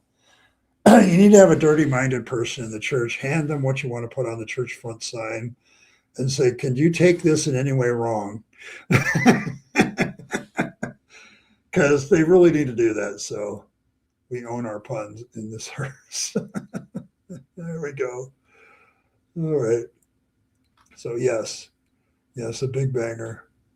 I can't believe how long he's been so proud of that. The Big Bang needs a Big Banger line. Yeah, he's very proud of that. And it's like, dude, I don't think you should be that proud of that one. There's a better way to put that. The phrasing is a little bad, for one, given certain people's mentality. And the other one is like, you're assuming something there that you haven't proven. So, yep, here we go. Somebody got it. The Clump cosmological argument. I think he did steal it from WLC. So I think he did. So you want to have a crypt keeper? The count an orgy if there are multiple tentacles involved? I am fairly certain that some people would say yes, Cranky. Some people would say yes. Yes, ask any 13-year-old before committing to phrasing. There you go. Yeah. Philbert make just to appeal to the latest Phil survey. There you go. But yes, here we go. He's still very proud of that statement, by the way. Pretty straightforward. Now, if you stipulate that the thing that is the cause of the universe is what you mean by God, well, then the conclusion follows from this argument, God therefore exists. Now, this is very straight. Now here's the problem with that entire argument. All those premises, I can put false/true beside them because I don't know that they're true. Like, you've made a bunch of statements there, but have you proven the truth of any of them? And so, yeah, sure, the conclusion may follow, and I'm not sure it does, by the way. I haven't analyzed that one logically completely, but it's like the Coulomb cosmological argument had some problems. Like, there's a lot of assumptions behind some of the premises. It's been accused of begging the question. It's been accused of a lot of things. And so, yeah. So I don't think he realizes, like, the second step that's needed to prove that argument is true. Like, he just wants to say, oh, it's logically sound, so it's true. And it just doesn't find. Yes, no, Greg, that God therefore exists is not the conclusion that follows. God caused the Big Bang is the only thing you can state. You cannot assert God's continued existence. The conclusion is bunk. Yeah, and like I said, I think the logical aspects of it, whether that's a sound argument, can be challenged on a multiple levels. Like, every premise and the conclusion can be challenged. And so but then he also, like, completely skips the next step of deductive reasoning is, okay, I got to prove that each of these premises are true. And he can't do any of it with any of them. Like, it creates an uncertainty. He's like to say these deductive arguments create a certainty, and he just created an argument that doesn't have any certainty to it at all. So it's like, no, that it doesn't follow, and your premises are kind of garbage. Like, see whatever YouTuber you want. I think I even got the Coulomb in my debunking arguments for God playlist. It might be in there, where I tear this thing apart. Like, see whatever your favorite YouTuber is, and they have a debunking of the Coulomb cosmological argument. And a lot of it's just what I just said. So, and what Felicia is indicating here, and the rest of you too. And what constrains the universe to act according to whatever definition we may agree on? Yeah, there's another one. Yeah, James Fodor is a good one. Like, he goes into a lot of the assumptions behind it. And so this argument is an old one, and it's been debunked. And I mean, I think yours truly even did a one on it. So it's like, it's old, and it doesn't work. So congratulations. I know this is many, many moons old, but still, it's still a bad argument no matter how old it is. Forward proof for the existence of God that is logically valid, and the only thing in question are whether every effect in fact requires an adequate cause. I mean, you could take exception with that. Yeah, you could take big time exception with that, Koukl. Like, there is a possibility that, you have to address in the room. Like, that used to be the infinite regress was like a killer of things, but now, you got some evidence. Well, maybe that's not necessarily the case. Like, it's a much more complicated question than what the Coulomb puts it. And so, I don't know.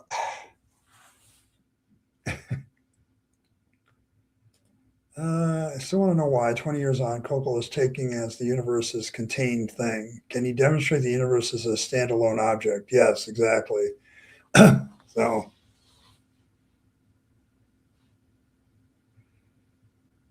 it's almost an honest comment, Greg. Well done. Yeah, like he's actually admitting that there's a problem with one of the premises, but he doesn't want to really do it too loudly, Fred. Like he doesn't want to do that too loud. But if that's true, and the beginning of the universe was an effect, didn't cause itself, well, then the argument goes through and the proof, it seems to me, succeeds. And by the way, if the proof succeeds, then it means not just that it's probable that God exists, but it's certain that God exists, that it's No, absolutely not, Koukl. No. First of all, I think the cosmological argument has a lot of problems.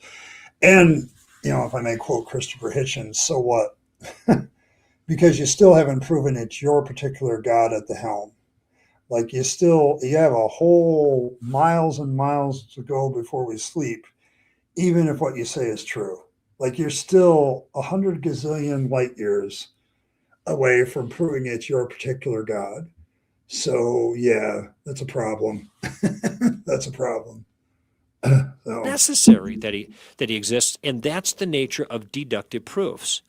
So my first response is that I think Dennis is completely misunderstanding the nature of proof, at least the way people who deal with those kinds of things on an ongoing basis, philosophers, logicians, mean by the word proof itself. They mean a deductively valid argument that, if sound, that is, if the premises are true, lead to a conclusion that can't be avoided.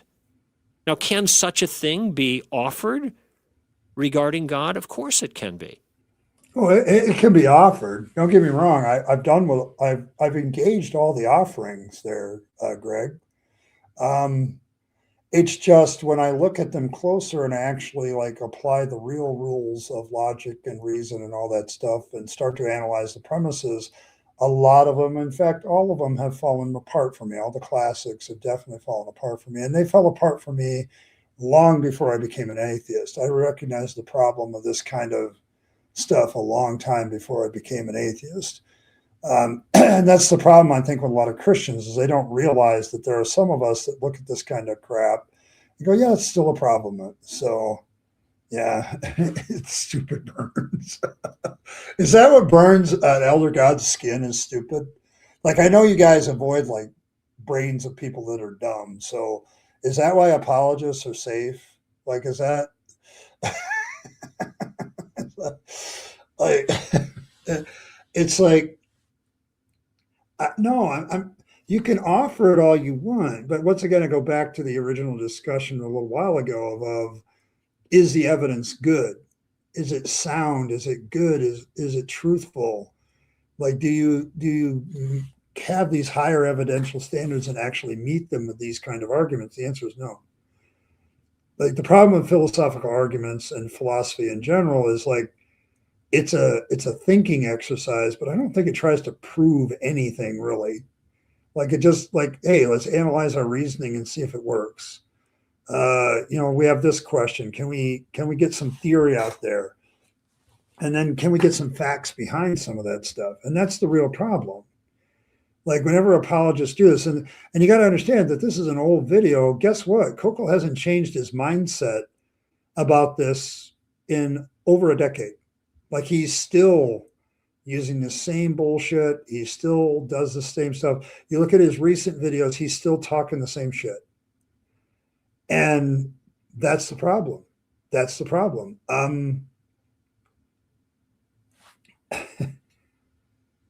Let's see. The relationship between the atheists and autistics are simple. We already live in a state of anxiety. We don't need a psychopath watching us over. Reverb, you've accidentally touched on a deconversion issue for me. Like, because for many years as an autistic person, I lived under that psychopath and feared that psychopath. Guess what that did to my anxiety levels? Yahweh likes to kill his own followers quite a bit. Like he likes them. So, but Reverb, you touch on one of my issues as an autistic person that used to believe like this was the problem that I had. People ask me how I feel since I've left the faith. Do I feel better or worse? I feel much better. And that right there is probably half of it. Just not coming to the understanding that I don't actually live under a psychopath that wants to throw me in hell if I goof up so much. So, yeah, like it's just, yeah. Oh, dude, it was bad. Like you're constantly, as an autistic person, my anxiety is on full tilt half the time anyway. And it's not really like I've learned to deal with it and manage it now since I've left the faith and gone to therapy. But one of the great things that came out of me leaving the faith was my anxiety levels have dropped quite a bit. Like it's still there. It's just a lot lower than it used to be because I was always worried about what God thought about me because I didn't want to upset him so much that he would throw me into hell. Like it was a constant thing. And this is one of you've accidentally touched one of my favorite deconversion issues, which is people always say, "Oh, I bet you feel awful now that you don't have anybody to believe in." I'm like, "No, feel better." Absolutely feel better. Like getting rid of the God belief and the psychopathic dictator over me, top notch, solving a lot of my anxiety problems. So yes, and I worry about what the fluffle thinks about me. I do. I think all of us who are in a community worry about what the other like. I don't care what the other people think. Yeah, that's bullshit. Let's be real. I do care about what other people think about me, but I'm not. It's not as crippling when you know that the members of the fluffle don't have any impact on my eternal destiny. Like, there's no like. I mean, all we have to do is say, "Yay, fangs." Uh, so I do like appreciate all of you, and I do, I want to be thought well of just like anybody else is. There comes a point though where my principles kind of override my desire for, affirmation. So there is that. So, oh, heck yes, Bren. No afterlife. So no one. So there you go. Yeah, the fluffle has my back. So there you go. There you go. Well, I think, and Martin hits on something else. The Fluffle offers us like a way to kind of deal with bullying. Like, let's be honest.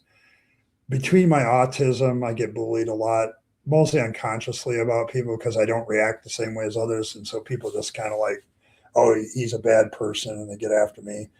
Um, I've had a couple situations at work like that. But also the atheist thing. Like, let's be honest, the theists come after us here, and it happens. So, um, and I think having a community where we go, yeah, man, I had this bad experience. What do you guys think? And it's like, yeah, it's okay, man. We believe in you. You know, we like you. It's like we approve. So yeah, it's good to have that. So yeah, the fluffle having our back. So. Well, not as bad as Flurfs. That's probably true. Oh man, those guys! Oh my goodness, what are they doing these days with Artemis too? I'm sure they're doing something with it. Yes, and I would agree with this too. Like Calvinism is mostly anxiety sect in Christianity, in my opinion. All that's not knowing whether or not you're going to heaven or if you're going to hell, because you can be a devout believer and still be predestined to hell. And I remember telling one of my friends who was kind of very Calvinist in his theology that I said, dude, you're a preacher. You get up in that pulpit every day, but under your own theological system, you could be predestined for hell. And all you did is get a good life out of it. And then now you're going to burn for eternity because you're not predestined. And he's like, well, that's technically true. And so it's like the delusion land of I am one of the elect. Like, how do you know that? You can't know that. So yeah, and it's so scary. Like, oh yeah, that sinner guy at the bar that's banging everybody else's wife and drinking himself stupid every night. If he's predestined for heaven, none of that matters. Like the real problem I always have with Calvinism, you do realize that this makes the sacrifice of Jesus and salvation and the gospel kind of irrelevant, don't you? Like so. Yeah, there you go. There's another thing that'll drop your anxiety. Like somebody asked me, oh gosh, I think it was one of my kids asked me, "How you doing since you left mom?" And my first reaction is it bad that I say that my anxiety level dropped? My anxiety is a lot lower, and I'm not having to deal with a lot of bullshit. Like it's like between losing my faith and losing my ex, I've definitely dropped the anxiety levels quite a bit. That's why I'm hesitant to get back into a relationship because do I really want to do I want to invite anxiety into my life? Is what I'm trying to do. Let's finish up Koukl. Here's first video. We aren't going to get to the second one because I'm going to have to take a break to eat. But So it seems to me we're within our rights to saying you can, at least in principle, prove God. Now, when it comes, I want to start. okay, On this. I got to stop right there. So you can, in principle, prove God. Oh yeah, sure.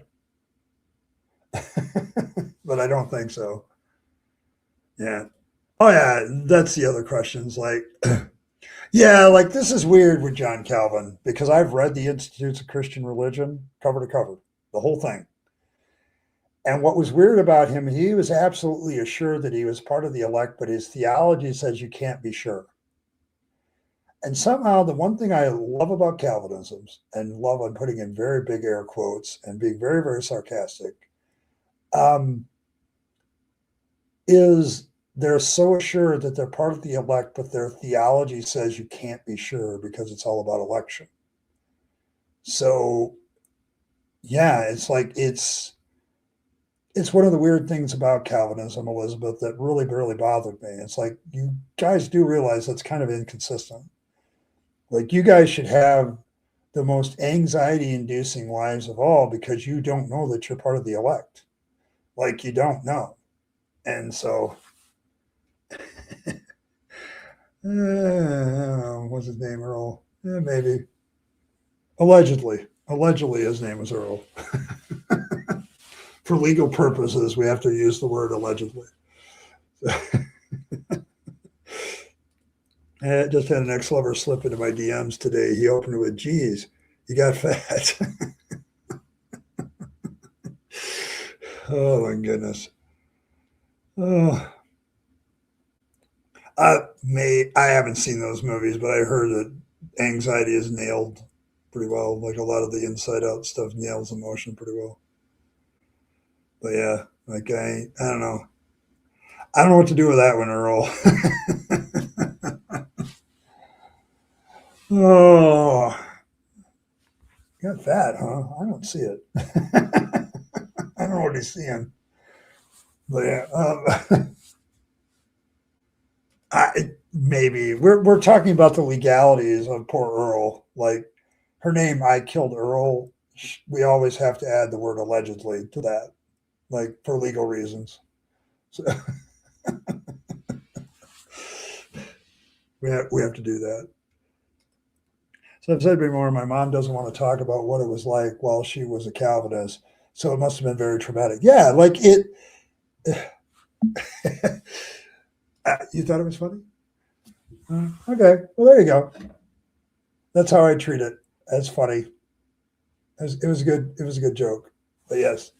But yeah, like I Calvinists must live. If your mom's reacting that way, I think it's probably because of the doctrine.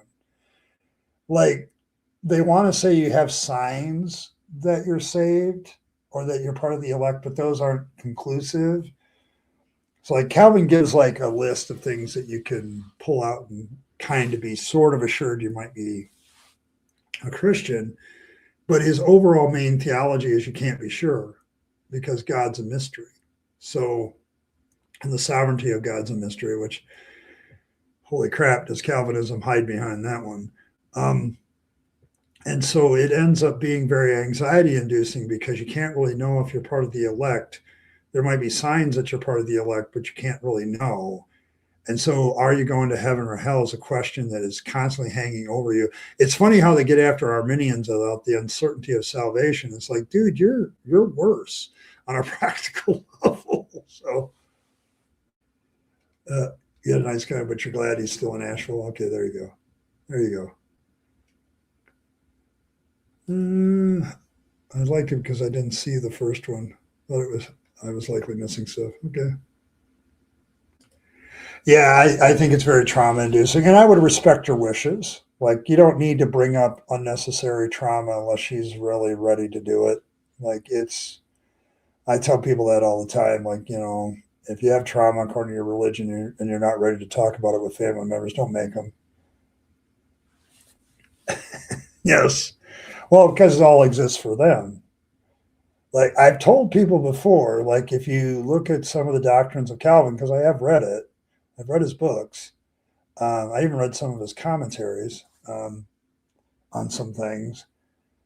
Uh, I think a good case could be made for this idea of election leading to the idea of, say, manifest destiny of the Western world. Is very true. Like, look at early colonial efforts in the Americas, for instance. The United States didn't exist. You look at somebody like the Puritans. When they arrive in America, they think all the death of the natives is God's sovereignty because they're destined to be all this stuff. Okay, you can see it in the Dutch colonists. Like, it's their destiny because God has elected them to other stuff. And so the respect for anything that isn't a Calvinist elect thing is diminished. And I think you can make a good argument that that Calvinistic attitude is what led to the ideas of, say, manifest destiny, the westward expansion, the we're the chosen of God and everybody else sucks kind of mentality. So, yes. Yeah, the slave trade, you could do that. Yeah, they had a very Calvinist overtone. Yeah, they were very, and so they believe, like, they arrived, these fields are all plowed for them. Look at what God has done for us. No, your freaking diseases killed off killed off the natives. It wasn't God, it was flipping viruses. Bacteria, Jesus. I don't think she ever will either. And Elizabeth, don't make her. Like, life's hard enough without reliving old traumas. Unless it's affecting her present and enjoyment of life in the present, I wouldn't do it. Like, it's like it reflects the God he worshipped. Yes. Oh, him, they're just life on earth. To assume we're special is just arrogance. I was still pretty messed up and declaring from a cult of two with a very bad coping mechanism known to humanity. It's nice to be forgiven for past mistakes I've learned from. Yes. There you go. Earl's got it. They stole from the dead, basically. Yes. Yeah. It's like when you really look at it, like, there's this, um, the colonization of America has a lot of religious overtones and justification behind it. Like, how many times you'll see people invoke God and the destiny of God and the preordination of God when they talk about what they're doing. So, yeah. Yeah. So it's one of those things. I won't. She's dealing with my dad's insuring medical and she doesn't need. Yeah, exactly what I'm saying.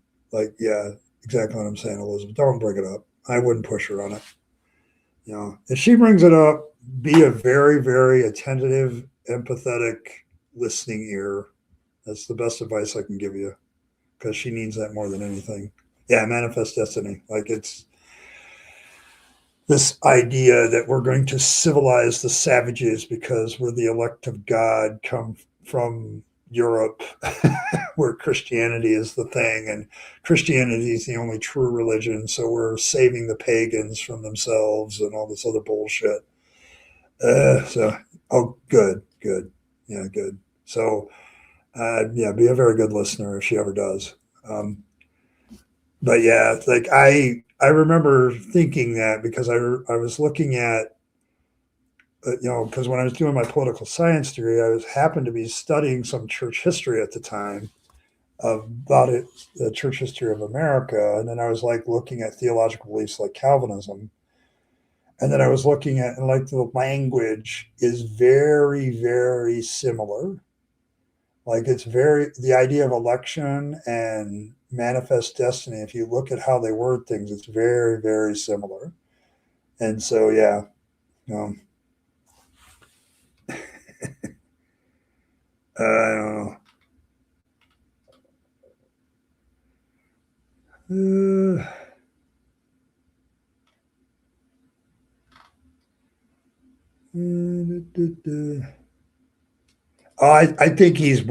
I think he's avoiding debacle topics now, sort of, kind of.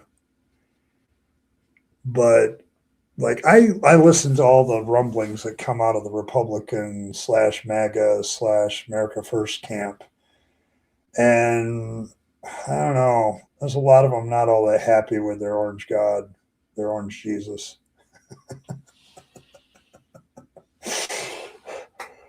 Oh, is it bad that I had an image when Trump posted that and I saw it? Is it bad that like the Trump as the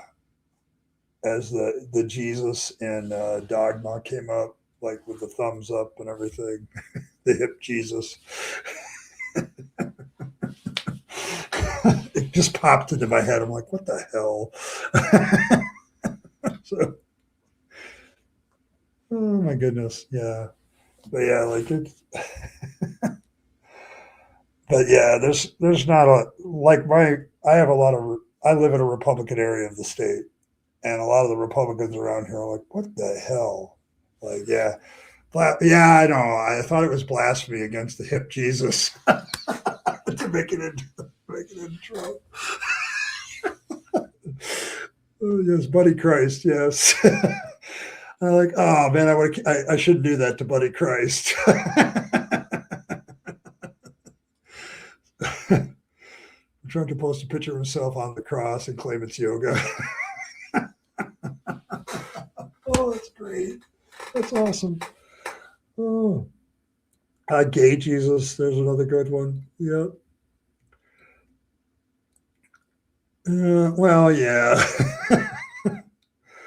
But yeah, but like I, like I have a few friends that were diehard Trump supporters, and they're just shaking their head now, like they don't get it. I'm like, dude, the guy is a salesman and a con artist, and always has been. Like, it's what he does. He sells shit. Like, and he just sold you that he would be a good president, and he had no intention of doing anything. What are you going to hold him to? You can't. He doesn't have to worry about reelection. And I think sometimes he's too unhinged to worry about reelection. So I don't know. It's just weird. Avenue for comedians is inspiration. The Trump, yeah, maybe, yeah, yeah. He doesn't know anything. Yeah, it's gotten bad, and so like I listen to news reports from conservative sites as well as liberal ones. Like I try to be balanced, and yeah, I'm not advertising for them, but Ground News has kind of showed me where the biases are in the reporting of stuff. And the problem is the right side is like having a divide over Trump himself. So, like, they're finally asking a question I asked a year ago: how the hell is Trump a conservative in the first place? But yeah,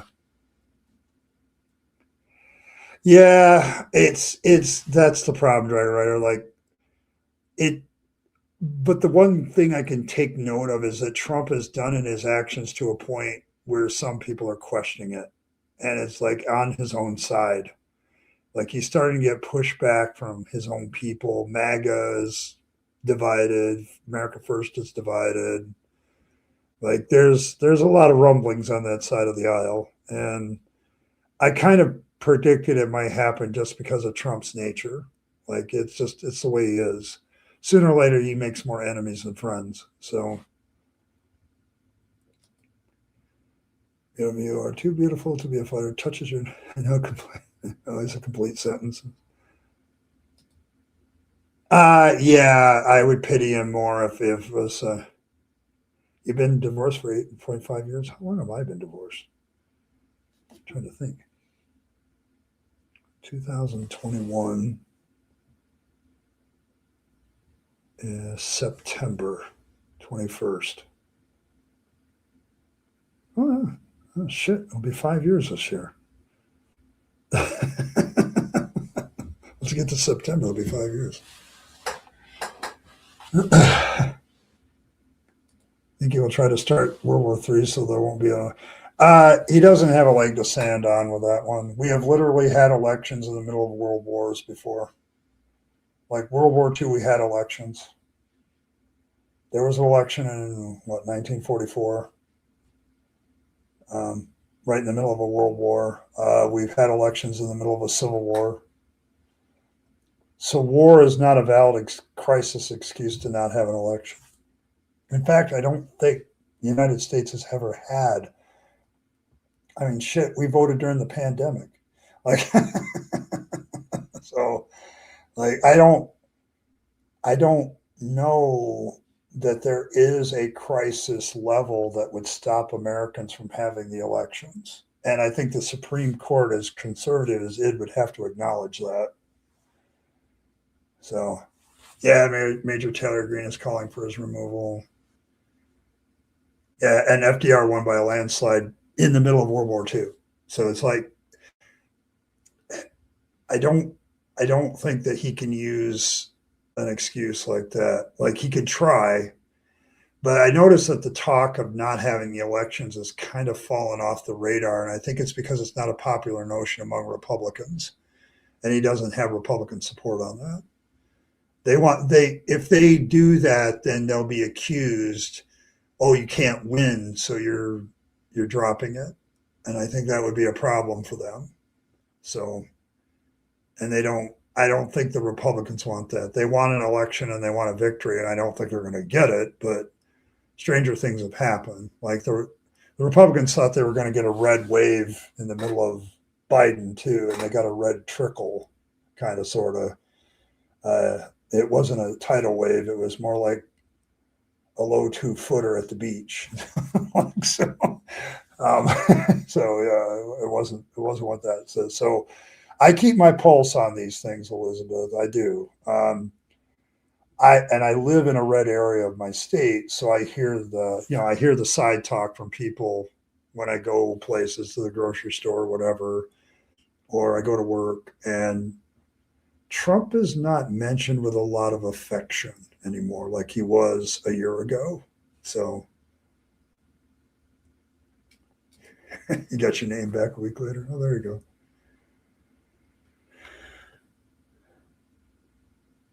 Well, yeah. We've had help in a lot of our wars. I don't know what we got. Did we get a lot of help from anybody in the War of 1812? I don't think we. I think that may be one that we actually did win, because that was the Brits trying to take us back, and I don't know why. Like, I would have questioned the wisdom of that decision, Great Britain. Why did you want us back? Why? I don't see it.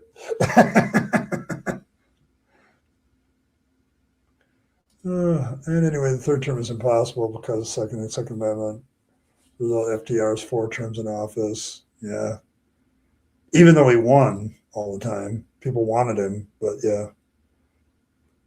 Fast courts would shoot down any intent. Yeah, like I think there's a lot of legal things too, Cranky. Like, I don't think the non-election thing is going to happen, because I think even the GOP is listening to their attorneys and realizing how. Let's think about this. How would the PR campaign go if you actually bring this up and try to do it, and then the courts just throw it out? Like, now you've wasted everybody's time, caused a lot of anxiety over nothing. And it looks bad because of a whole bunch of people. What are you afraid of, Republicans? What are you afraid of? Like, that's the big defense against this non-election thing. Well, what are you afraid of? You don't think you can win? So yeah, I think it's happening. So we'll see. I don't know.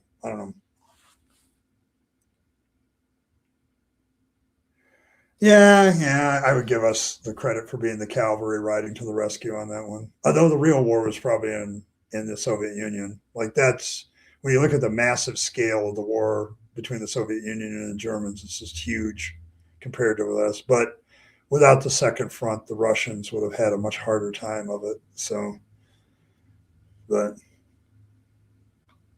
yeah, never alone. I don't know. Did we get any help in the War of 1812? I can't remember. Did any of our allies come to our rescue? Or were they already at war with the British so that it's just a sideshow? So I can't remember. Let's see. You could argue we won and lost the Civil War, and nobody really jumped into that one.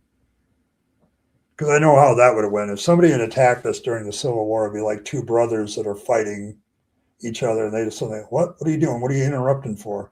And they would turn to beat them up. So, yeah, there were definitely two big theaters, but I think three if you count the Japanese. But and we were also giving the Russians a lot of support through Archangel. We were giving them a lot of tanks and shit, trucks and stuff. So they needed our help. Yeah, we didn't have any during the War of 1812. Okay, that's what I say. Oh yeah, ruthless stuff. Yeah, the Russians arguably committed many war crimes in the name of revenge for war crimes.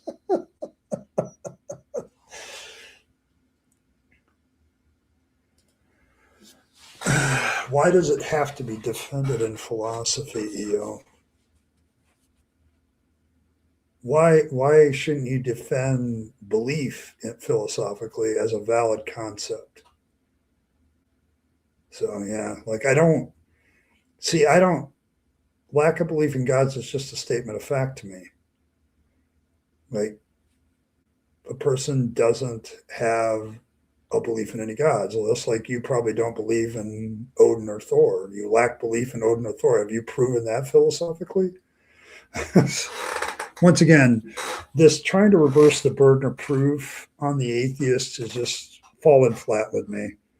Like, as we said all night tonight, all you have to do is meet certain evidential standards and provide some evidence for it. Go do what Second Peter tells you to do if you're a Christian. Go do it. Yeah, like, what the fuck? I don't know what kind of question this is either, Earl, because how does I lack belief in a God equal something that has to be proven in philosophically? I think that's just weird. Well, I'm glad Anthony Flew is doing what his bullshit stuff does, I guess. You don't really prove anything philosophically either. I do not get your session every atheist stream and trying to get them to validate their lack of belief. Why? Thank you, Felicia. Because I'm sorry. Like, validate your belief. Like, that's infinitely easier too. That's what's really weird about it. Like, if you just want to prove a claim, you just have to gather the evidence and prove it, and that's far easier than going around to everybody who disagrees with you and prove your disagreement. Like, I don't get it. I don't. Yeah, this just lands like a ton of bricks. It's not. You're not impacting me. I'm going to prove the.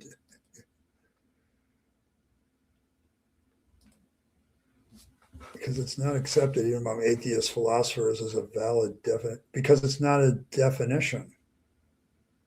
You're giving it a quality, lack of belief, you're giving a quality that it doesn't possess. It's just a lack of belief. And how do you deny this then? Do you deny then you have a lack of belief in Thor or Zeus or Vishnu? Like, there's a lot of gods out there. You lack a belief in many of them, probably. So have you justified this lack of belief in those gods? Like, I'm sorry, this is always, it lands flat with me because I recognize that most theists are atheists about certain gods. Like, they have dismissed certain gods' existences. And so have you philosophically justified your lack of belief in those? Like, what goes for me goes for you too. Like, you're trying to avoid that problem. And I think you're just sidestepping it.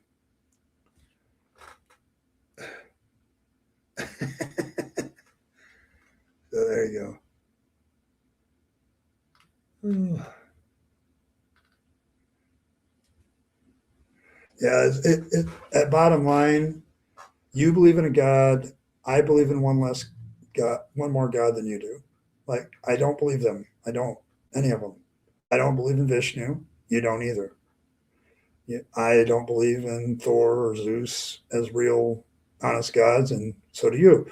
Justify your non belief. I don't have to justify my non belief in those, so why do I have to justify my non belief in the rest?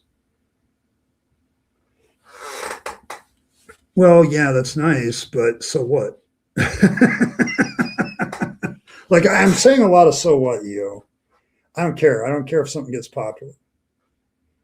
Okay. I'm still waiting for you to prove why I have to do this when you don't do it yourself.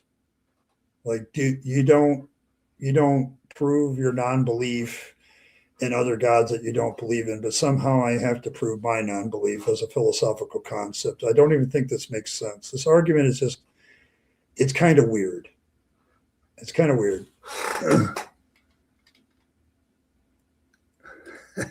Art offers in my videos. Tell me why our philosophy thinks the words of definition. Uh, your crow said popcorn. It's not a. It'd have to be a raven. Like, Odin deals in ravens. Crows are kind of not his thing. Moon and Hugin. Peer review just establishes certain evidences for certain things. It does not make an argument in and of itself. So yeah, it's burden shift and definitional ambiguity. Like, you're not defining what you mean very well, Leo. And I think you're doing that on purpose. And you're trying to shift the burden of proof. This is becoming a very boring conversation that I've had many, many times with many, many theists over the years. I just got done reviewing a video where I think this is why precept got popular, because you don't have to actually provide evidence in any meaningful, tangible way using these tactics. You just don't. So,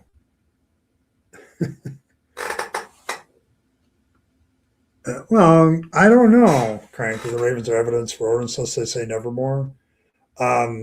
I don't know about Edgar Allan Poe. Was he like a secret disciple of Odin? It's quite possible.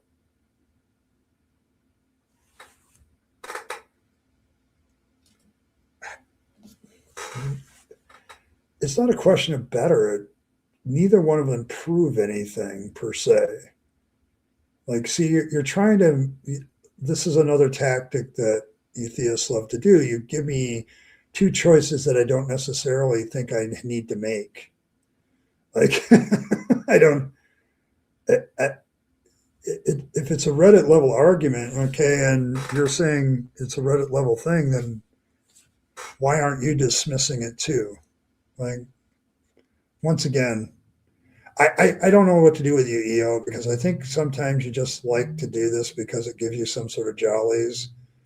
And I've actually thought about just, yeah, me either. I don't know what to do. Thank you, Earl. Like, you're just trying to get me mad and then claim you win the argument. That's just not going to work for me, because I just don't understand the argument. And I think it's nonsensical on purpose. Oh my goodness! I'll save you guys all the trouble. Here, how long? You know, let's do 24 hours. I'm just really pissed off about it. Oh, there you go. There you go. When you can come back, EO, with a decent argument, and when you can come back with your evidence, and when you can come back not trying to be a rage baiter and a troll, let me know. I'll be glad. I'll be glad to have this conversation with you. But your argument makes zero sense at this point. So, and I don't want to have a conversation. I want to have fruitful conversations with people, and yeah, this is just not going anywhere. So, crow a squirrel, and he runs towards me and doesn't fly. The gunshot. Yeah, he can't. He can't. He can't do anything. I yeeted him. And all my mods know how very rare that is, but EO has showed up so many times with the same circular bullshit. And I just like, would you please make some sort of evidential claim and provide evidence, please. Quit burden of shit. And he's appeared on other channels as well. I've been on other streams where he's been, and he's just not a good interlocutor. I just don't like dealing with him. Not because I don't know if he's a bad human or not, but it's like you keep dropping these lines, and I'm like, what the hell are you talking about? Like, he's one of those people that likes to jump out of common parlance, like Jordan Peterson. So, yes. So, yeah, Decibel, you've seen him before, seen EO before, right? Too. So, I don't know. I really don't know, honestly. I've never heard him make a claim, but yeah. He's not banned. He's just timed out for 24 hours. He's got to come back tomorrow. Well, he'll have to come back Monday to talk to me again. Like I put him off the channel for 24. I don't ban people unless they're really. The people I banned are usually just very insulting. They don't even lead with an attempted argument. They just insult everybody, and that's when. Yeah, So there you go. But yeah, I put him on a 24-hour timeout too, Earl. So there's a mutual action between a mod and myself. Like I hate doing this. I like Cranky. I do not like banning people. I really don't. And like the guy who came by Monday with all the caps and demanding a link and all this stuff, and I didn't ban him. I just told him to go away for a while. I think somebody else beat me to it. But yeah, like my problem with such individuals is like, why are you here?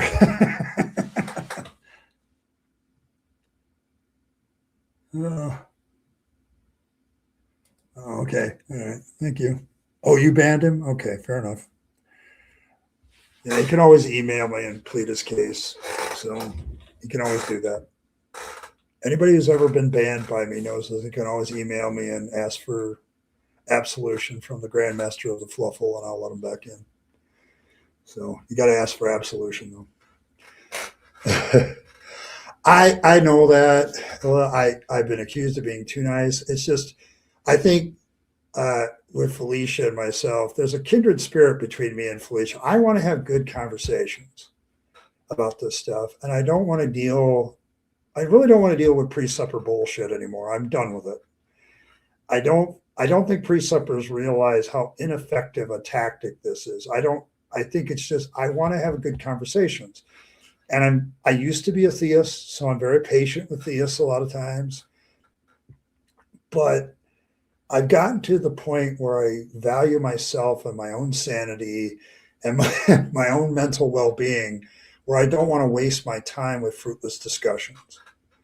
And I think that's it. So, well, thank you. Thank you. It is good for chat sometimes, Martin. And you are the guy, my mod with the reputation with the quickest trigger finger. And I've noticed that you've moderated yourself a little bit. I appreciate that. So yeah, like Felicia, I wanted to know what the argument was. I was trying to figure out what the hell he was saying. Like I just don't I don't know if they bastardize formal definitions, Felicia. I think they avoid them. Like they don't like standard definitions. Like the one guy I did, he's like, atheism as a worldview is like, well, give me a definition of worldview and prove that atheism fits it. Like, but he wouldn't do it. And it's because the moment he pulls up the common definition of what a worldview is, or the common characteristics that worldview has, and tries to fit non-belief of God into every one of them, he's going to fail. Okay, at some point. And he knows that then at that point the jig is up and atheism isn't a worldview at that point. They never really do that. And so, but they do this all the time. They don't like formal definitions. They really don't. It's Friday. You don't have to be as patient, Earl, as on a Friday as Thursday. Like Thursday, I'm very patient. Like, I don't know. I try to be more patient on a lot of my streams. Thursday is protected space. It's territory for the Fluffle. Okay. It's territory for the Rabyd Nation. Okay. And it will be guarded by my mods. Like, so Yeah, pleasant, stimulating conversation would be nice. Yeah, it was definitely out of nowhere.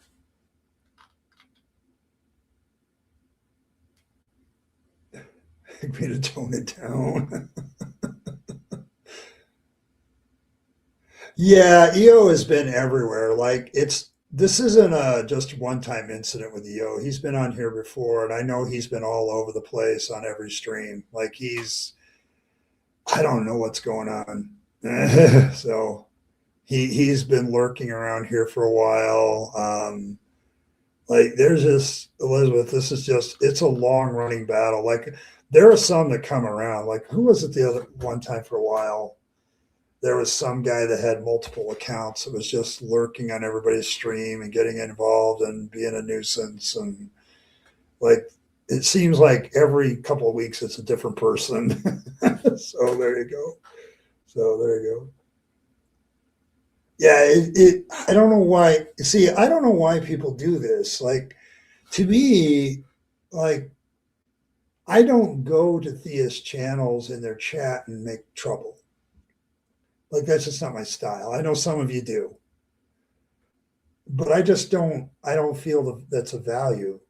There's any value to that. I'd rather have a good discussion with somebody on my own channel. I feel safer as an autistic person with my controls and me framing the way I want to talk to people. And I think most of the autistic people understand what that's about. But I just don't. I don't get this. So yeah, he's been making that for a while. And that stupid autocorrect. Okay. Oh, porcupines is called the pricker. Yes. Yeah, I don't know what our feelings are about porcupines. They're herbivores, I guess. So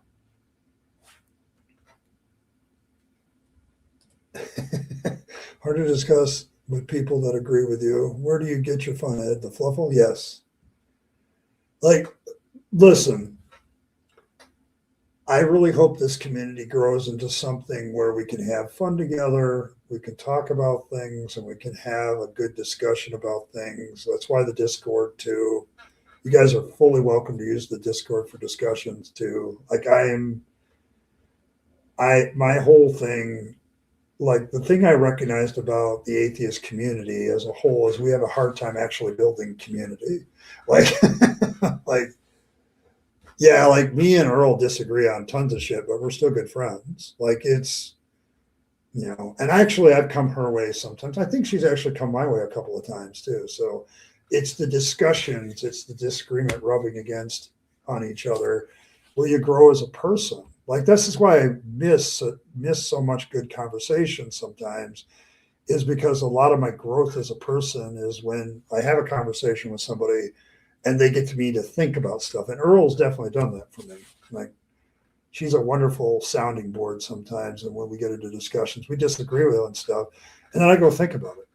And sometimes I change and sometimes I stick with what I think. So and it's like that's what I long for. And I hope that this community becomes that way. Like you're never going to agree 100% with everybody. It just is not possible. So how much do I have to pay Aikido? I double her pay for that.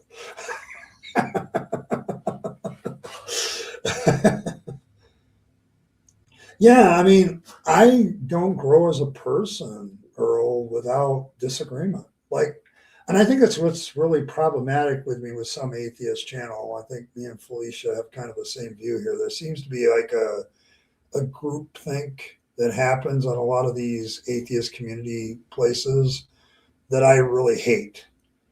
Like, if we're really people who are skeptical, we should be also skeptical of even beliefs that we hold, quote unquote, this is the only word I can really think of, sacred or important as well.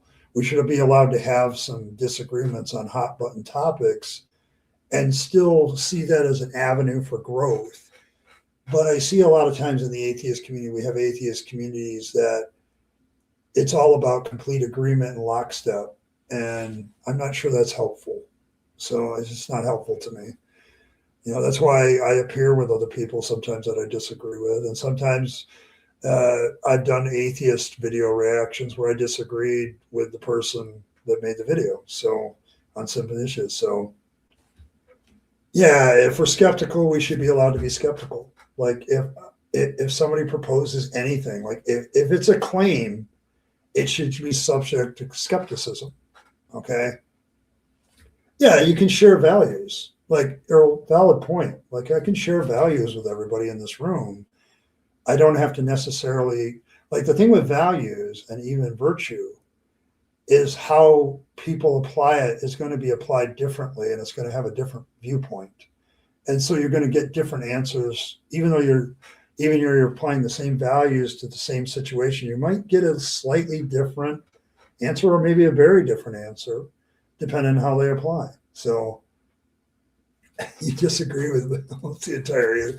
Yeah, I've heard your view on AI, and you got to understand about my feelings about AI. I didn't chime in on that question about the AI question, but I have noticed the limitations of AI, like you have. Like there are certain ways of thinking that AI cannot do, and there are there's certain ways of doing AR, like AI art and music that I don't necessarily like, but there's something about AI that seems artificial. I think I've used the analogy of the movie The Fly before, where the guy tastes the two steaks. I can't remember which one that is, but he tastes the two steaks and he says, this one feels artificial. It's still a steak, but it doesn't taste right because it tastes artificial. And I feel that way about AI when it comes to saying it's artificial intelligence. Like the intelligence part is weird to me. Like I don't know if that's right. So, because you made the remark that it's not really artificial intelligence, and I kind of agree with that. So there you go. Yeah, don't take anything at face value. Yeah, deep dive stuff. Hey, thank you, Reverb. It's the current IT. You and Felicia might be in agreement there, Cranky, a little bit. Like it's the current IT buzzword, but it's like I'm not sure artificial intelligence actually describes what it actually is. So uh, there's an uncanny valley of thinking where it feels artificial. AI absolutely has that. That's why it's nothing more than rubber duck debuggery. Yeah, like I don't feel like it's true intelligence.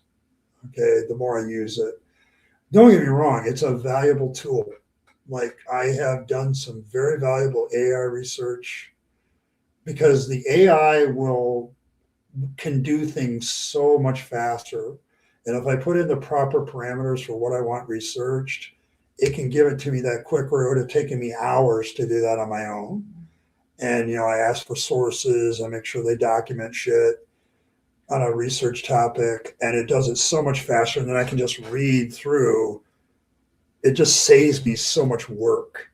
Okay, it's an incredibly valuable tool for me when it comes to research. But it's like, it's just, I just think it's like its awesomeness is it goes to the entire internet and pulls from it. And that's why I love it so much. Like I think that's why I like AI. But I'm not sitting here thinking it's the solving of all things. And there's been a couple of YouTubers like, oh, it's the new God, and how we could turn our life around with this thing. And it's like, no, I don't think that's going to work. So, yeah, it can generate fuck up so much faster too. Don't get me wrong. I agree with that too, Cranky. Like, I've checked some of the research. Like, it's interesting when you have different AIs try to do the same research problem and it comes up with slightly different solutions. So which one's right? Yes. Deep Blue beat Kasparov in chess. That's a pretty good analogy. Like it isn't intelligence. It's something else. I don't know if I have a good word for it. So maybe somebody else can help me with that. Yeah, it's a tool, not a crutch. I would agree with that too. It's been great. Like Felicia makes the point. It's like if you have this idea and you want the counter to it, you want your idea examined and see if there's other ways of looking at it. It's a great tool for that too. Like I've had stuff, okay, like I'm working on an argument, a video about, let's say I'm working on a video about why prove me wrong is bullshit. And I have these ideas of why prove me wrong is bullshit. Does anybody agree with that? Is there any pushback on that? And AI will find that for me. But yeah, it's not intelligent. It doesn't synthesize new ideas. It essentially spits out crap. It's about it. Like every idea that I've ever heard AI come up with is something a human has previously come up with. I don't think it comes up with anything new. As a critic, like as a writer, if I ask it to criticize something, like the AI I first used was just always kissing my ass. Like, I need somebody to, genuinely critique my work. Is this going to work? Oh, that's a brilliant idea, sir. And I felt like I was dealing with Yes Man in New Vegas and Fallout New Vegas. Like, Jesus Christ. Give me shit. Do something. Like I run an idea by Earl, and first thing she thinks about is shit she can give me. So, and that's a good thing. Like it's nice to have fellow creatives that aren't afraid to give you a little pushback. And I just love that aspect. But AI doesn't have that. Like it's not coming up with any new. Its assessment of whether my idea is brilliant or bad doesn't really. So I just don't see it. I think it's a great technology, but I'm just not convinced that it's all the huge thing that everybody thought it was going to be. Like, I think that's the problem. And I think people are coming to a realization of that. So, but yes, like one of the good uses I've seen is like, I get a lot of these commercials for like these notepads that will literally sit there next to you, record all the things in a conversation, and it's a great one to take the existing data and put it in an organized form. And that's a very valuable thing. If you just want to be in the conversation, you just want to leave your notebook on to take notes for you, what a valuable tool that is. Like, it's a great tool. I just don't think it's all the hype. I think the hype is just not there for me. It's not everything that they said it was going to be. So the term tech generation at the scale. Yeah, it's resynthesizing. It's not creating anything. Like even AI art, you can see that it's borrowing stuff from what other humans have already done and just rearranging it. So yeah, atheist AI. Yeah. AI doesn't know what a corner store is. Yeah, it's possible. I can see that. All right, folks, I am getting very ravenously hungry because I haven't eaten a lot yet today. So I'm going to call it a night. This has been great fluffle time. I think we made Koukl. We've realized that Koukl has been about the same shit for like 15 years at least. So, so we'll see that. I do want to, next week, it will be Educate an Old Man Night, where Earl's going to try to educate me on feminism and the red pill, and that'll be next week's broadcast. So I hope everybody's looking forward to that when I get that out. So make sure you get your notification bell on that one. That one should be a good one. Part of my education into this topic. And on Sunday at 3 p.m. Central, 4 p.m. Eastern, I will be on Skeptic Philosophy talking about Jesus Christ, myth, legend, or man, historical figure, and how that dealt with me and my deconversion. I'll be on his show for a couple hours. So if you're looking for something to do on Sunday afternoon, that's where I'll be. So in the meantime, may Fangs nibble on all of your hearts. May he look into your non-existent soul with his big eyes and give you all the warm fuzzies that you will ever need from any religion, because that's really what religion seems to be all about. If you need a religious ritual that may or may not work, put that circumcised carrot on top of your stash and, Fangs may see the carrot and take the carrot instead of the stash, or he may take the stash instead of the carrot, or he may take both. It's worth a try. Like most religious rituals, if you run out of other things to do that you can actually help the problem, do something that's useless. So there we go. We have that too. Watch out for those presupopossums. So make sure you watch out for those. Um, keep your eye out for them and try not to get confused. Yeah, definitely don't try to get confused with little pieces of paper and good memory. Make sure you're letting fags nibble on your heart and draw closer to you. So thank you, everybody. But yeah, thank you for all that. I do want to give a special thanks and shout out to Felicia. I think she had two of them. Decibel, Josh, Cranky Elder God for the 10 new memberships and citizens, and allegedly Fred and Martin as well. All of you for your donations. I appreciate this so much. It keeps the stream ad-free when we're streaming. Later on, not so much, but while we're streaming, definitely thank you for that. Appreciate it. Keeps my work going and keeps me more enthusiastic about what I'm doing. Appreciate it. Let's see. As always, live your best life. You only get one go around and then it's over. So make sure you're taking all your time, your money, your opportunities, give them to yourself, the people you love and care for, to make this a better world. You'll be happier if you do. And don't waste them on the trappings of religion and faith, because that's a dead end. I speak from experience. And I will see all of you next time as far as my broadcast on Monday. We'll be doing another fireside chat, and so I'll see y'all then. Enjoy your weekend, and I'll see you on.